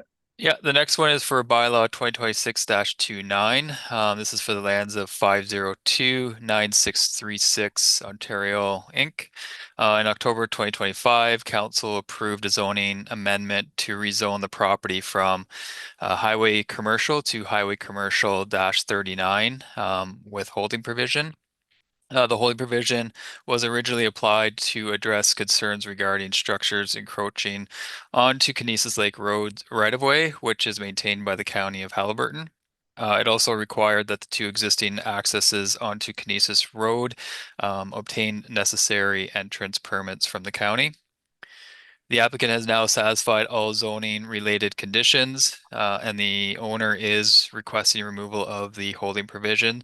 Staff have no further concerns, and as requirements outlined in section 3 C of the bylaw 2025-93, that they have been met and that the holding provision symbol may be lifted, allowing the property to be fully zoned highway commercial -39 exception zone.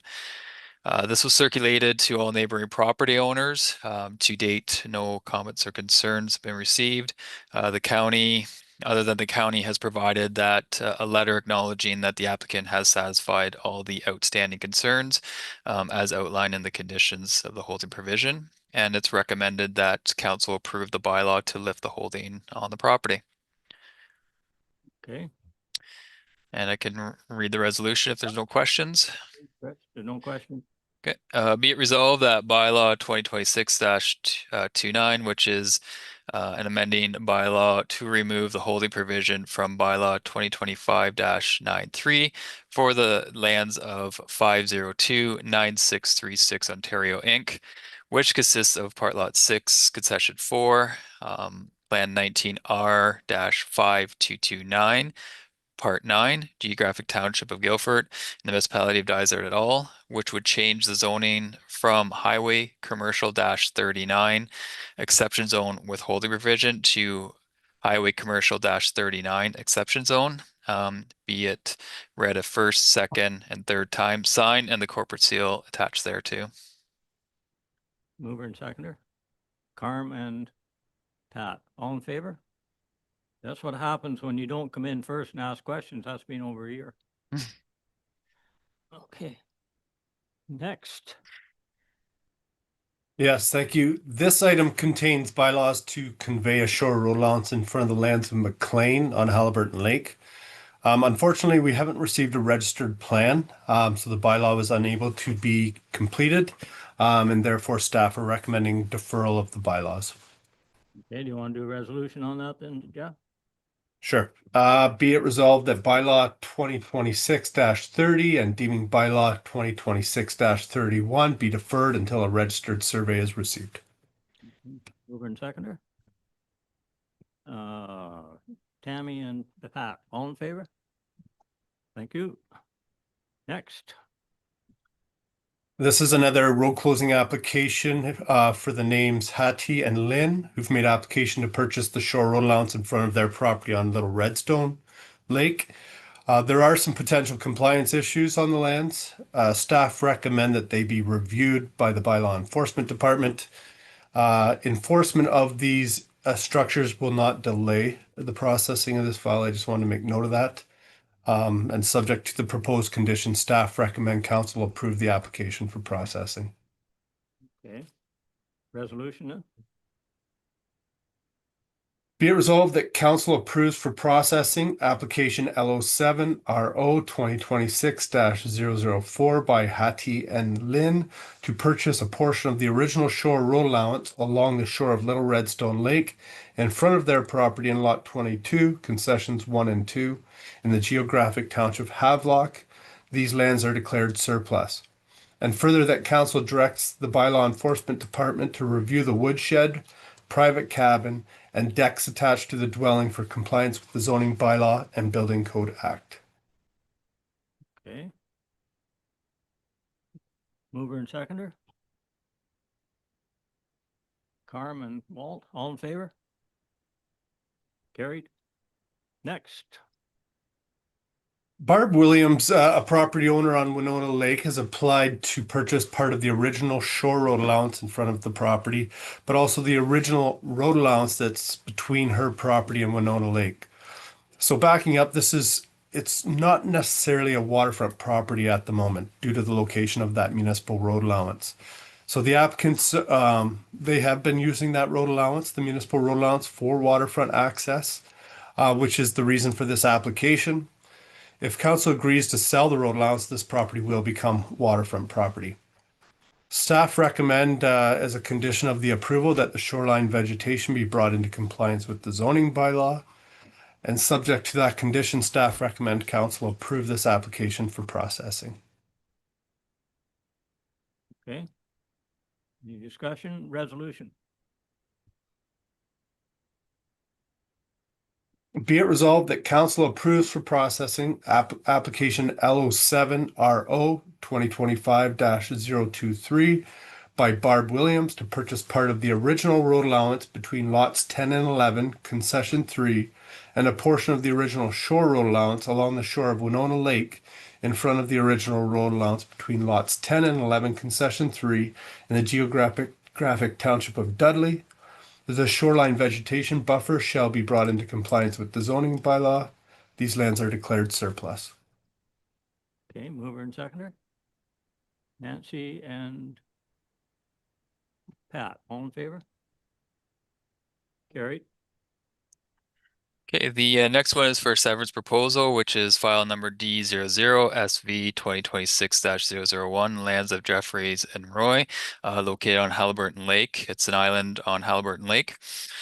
The intent of the severance is to create a new waterfront residential lot. The subject property is located on an island with a combination of steep slopes, potential significant habitat, and fish habitat. The applicant must address several of these natural heritage considerations prior to provisional approval by the county. Due to the characteristics, the applicant will be required to complete a site evaluation report and environmental impact study. These studies will need to identify suitable development envelope, confirm that the site can be safely developed, and demonstrate no negative impacts to any identified natural heritage feature and their ecological functions, including shoreline stability. As the proposed new lot is water access only, municipal policy requires confirmation of adequate mainland parking. The applicant must secure 2 dedicated mainland parking spaces and provide proof of secured long-term access as part of the review process. Circulation, there is no circulation requirement for a proposal. of a severance with the municipality. However, we do circulate to internal departments. The County of Haliburton has provided that conditions of consent will include confirmation of legal mainland parking and access, such as through the executed municipal docking or parking agreement, in addition to standard conditions applied by the county. Should the site evaluation report or environmental impact study identify required mitigation measures or delineate natural heritage features, additional conditions may include the preparation of surveyed site development plan, the zoning bylaw amendment, and a severance agreement to secure the recommended measures. These conditions are provided within the report, have been drafted into the requirements and the conditions, along with other applicable policies and technical considerations to be satisfied prior to provisional approval. And staff recommend that council support the general principle of the severance proposal, subject to conditions identified in the report and additional input received through the public consultation process. And unless council has any questions, I can read the resolution. I do have a quick one. Yep. This is on the same island that we have to renew the parking agreement. Is that right? Chris or Jeff maybe can answer that one. That's correct, yes. And where are we at with that? So council approved an application subject to the applicants surveying the road allowance and the designated parking areas that they were going to use. We're still waiting for that survey. So that's my understanding is where it's at. Okay. All right. Thank you. If I may, just one more thing. The applicant has been advised that that's going on and that he may want to contact those people and get involved in that agreement. A lot of things to happen there yet before he gets up. Yep. Okay. And sorry, and I believe that the applicant is in attendance should he have any comments or questions. He's on Zoom, I think. That's correct, yep. Hey, everybody. Are there any questions? I don't have any questions. No, I think the report was clear and I appreciate all the support we've had along the way. And we're in constant contact with the rest of the islanders. So we'll be coordinating with the surveyor and the parking survey when it happens. Okay, that's great. Okay, yep. Thank Perfect. you. Great, thank you very much. Thanks. Okay, so be it resolved that council support the general principle of the severance proposal for file number D00-SV-2026-001, lands of Jeffries and Roy, subject to the conditions and comments received through the public review process and the conditions as outlined in the report. Okay, mover and seconder. Barry and Nancy, all in favor? Carried. Thank you. Okay, next. Okay, so the next one is it's a severance proposal for a lot addition and consent for right-of-way for file number D00-SV-2026-002, lands of Kerr. This is on Redstone Lake. The proposal involves severing a portion of the subject property identified as roll number 020-02300. The severed portion will be conveyed and merged with the abutting parcel known as the benefiting lands. This is a lot addition only. No new lots are being created. The parcel being severed will reduce the overall size of the retained backlot. The retained lands will continue to function as backlot with frontage on Loon Lake Road.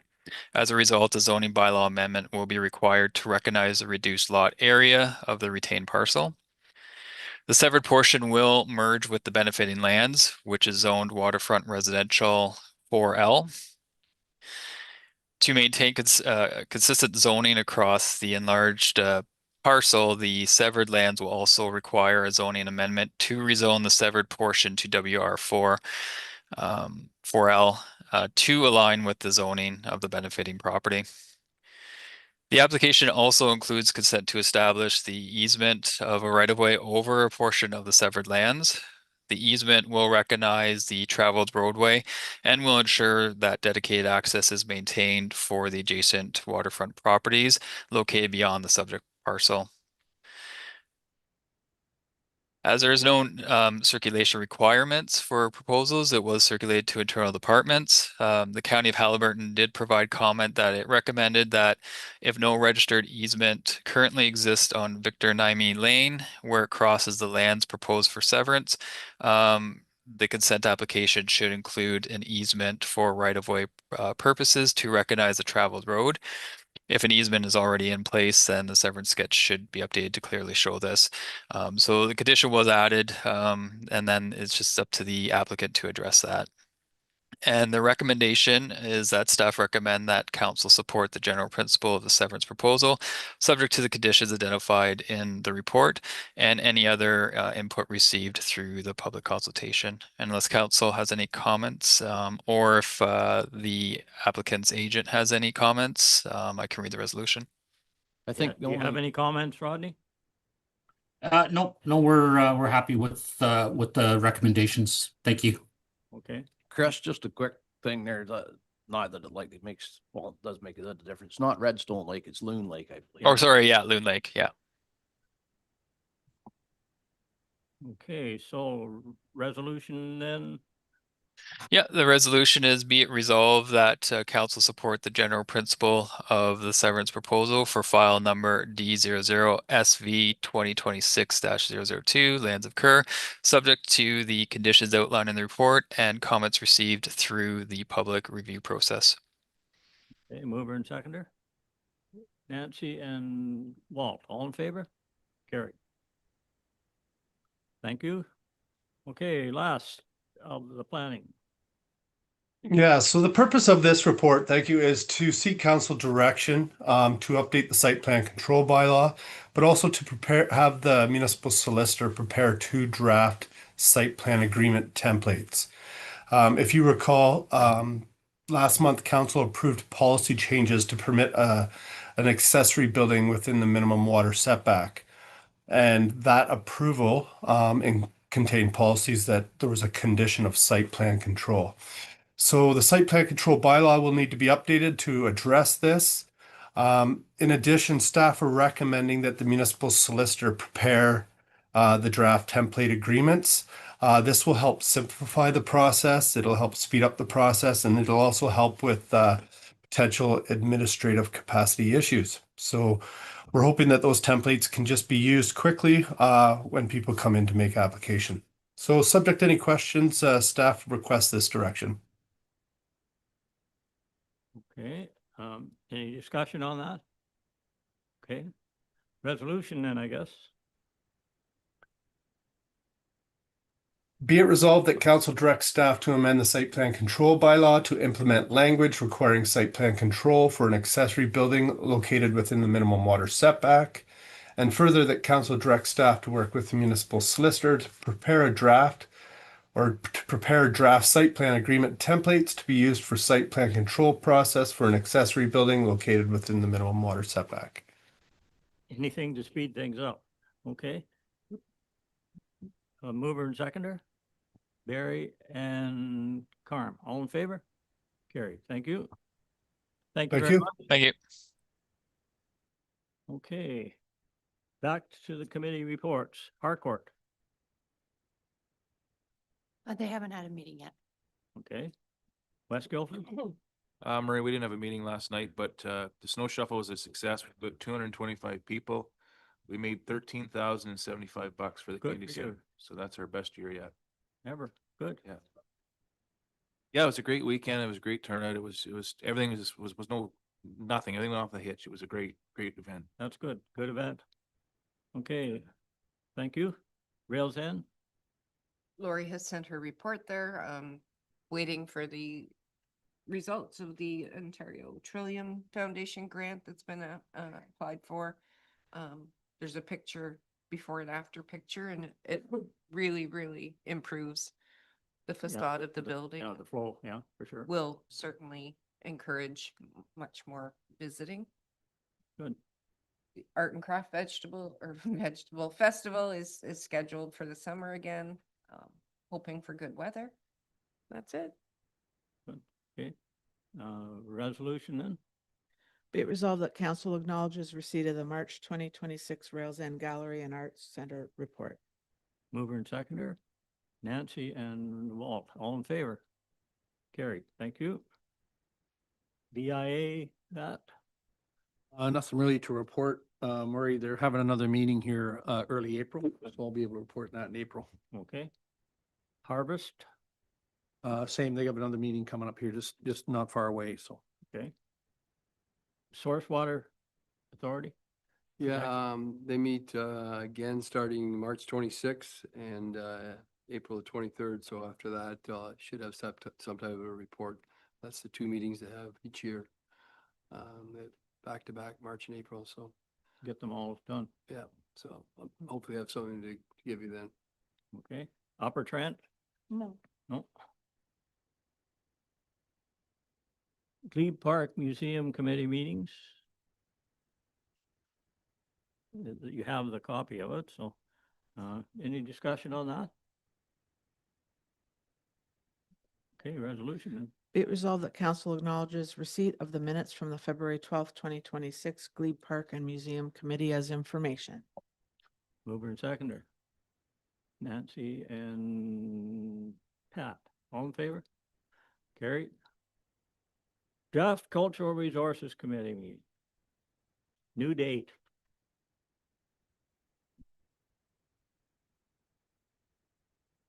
Any discussion on that? Just to note that, they're recommending that Tegan Legg be appointed as the member to the committee. To the There's a committee, I see vacancy that. for a I public don't know committee at him, the so. moment. Tegan is she's the manager at Halliburton Forest. Oh, okay.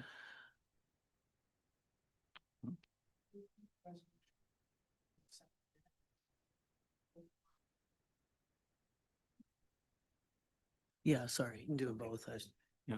He was just looking for an update. So. Yeah. Be it resolved that council acknowledges receipt of the minutes from February 12th, 2026 Cultural Resources Committee as information. That's one. And be it resolved that Tegan Legg be appointed as the third community member on the Cultural Resources Committee to fill a current vacancy until the end of the term. So that's resolution number 2. Yeah. We can have one person or 4 people? 2 people or 4? What do you want? I'd say 2 and 2 and 2? people to pass the first one. and Okay. 2 people to pass the So second. the first resolution, the mover and seconder for that, For the minutes. for the minutes. Barry and Nancy, and the second one, Tammy and Pat. All in favor? Good. We're good to go. So we're ready to go into closed session, but lunch is coming and it's only 11:15.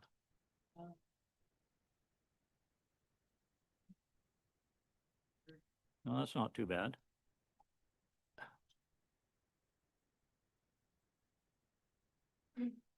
So do you want to go into close for 15 minutes or do you want to wait? You can still make the motion. Yeah, we can do the resolution to go in and get set up. So, okay. Be it resolved that council adjourn its regular meeting at 11:14 a.m. to discuss matters pursuant to section 2392 of the Municipal Act 2001 as amended pertaining to the lands of Dysart et al. Yeah. Okay. County Road 21.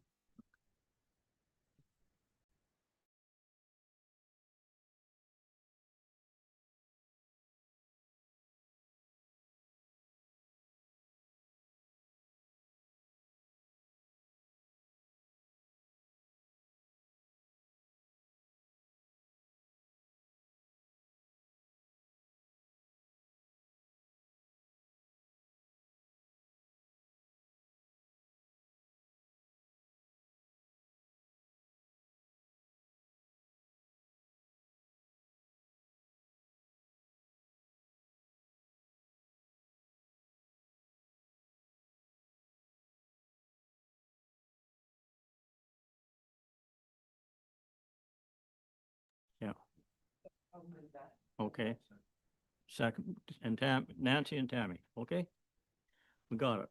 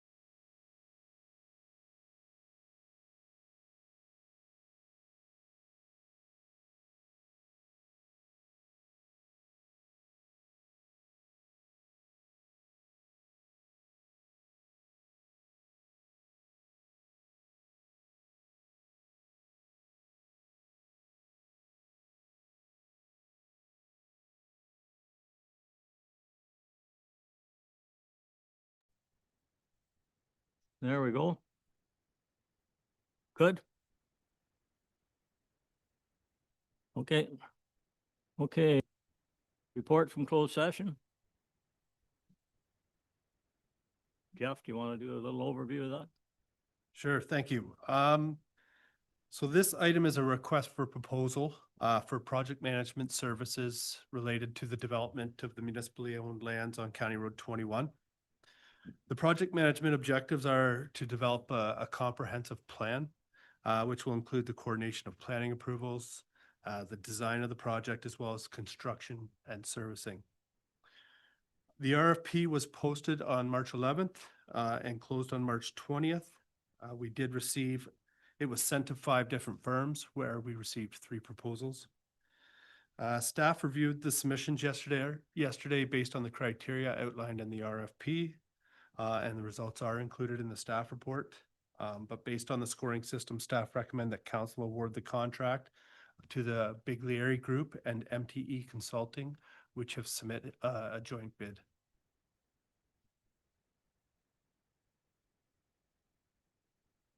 Okay, that's it then? Unless you have any questions. But do you still say it's a joint? Have we not resolved that? It is it's still a joint offer, yep, between MTE. They will do the engineering services, whereas Bylaw will do the planning portion. Right, but it's according all to their under one proposal. Under Okay, one that's what- contract. Yeah. Okay, resolution then? Be it resolved that the RFP for project management services related to a 26 lot subdivision for lands owned by the municipality of Dysart et al. On County Road 21 in the township of Dysart be awarded to the joint submission from the Bylaw Group and MTE Consulting Limited, who submitted a proposal with an upset limit of $310,092.50. Not cheap. Didn't think it would be. Okay, mover and seconder. Walt and Barry, all in favor? Carried. Okay, any notices of motion? Yeah. Murray, with regards to the property on, of Lee's there on, Horn Lake. Yep. I know it was held up with, what we're doing with his infraction billings because of the structures in the short, anyway, we've resolved that issues. So I don't know if next month we got a report come back, cause I'm getting a lot of flack over people want boathouses, and now that either do something or they're gonna start building. So I'm hoping we can get this resolved sooner than later. So if we get some sort of report on that. Going on a long Yeah, time. yeah. And I do realize that the structures had slowed that down, our other thing, but now that we've passed that, and We should be able to deal with it. I hope so. Is that all in the water or? No, he's got 2, one on the water and one close to the water. That's a mess out there. Okay, so we'll make a note, I guess, that, that's the notice of motion. Confirming bylaw? Be it resolved that bylaw number 2026-32 being a bylaw to confirm the proceedings of the regular council meeting held on March 24th, 2026 be read a first, second, and third time, passed, signed, and the corporate seal attached thereto. Okay, mover and seconder. Carmen, Walt, all in favor? Carried. Adjournment? Be it resolved that council adjourn its regular meeting held on March 24th, 2026 at 1:09. Mover and seconder. Tammy and Pat, all in favor? Carried. Thank you.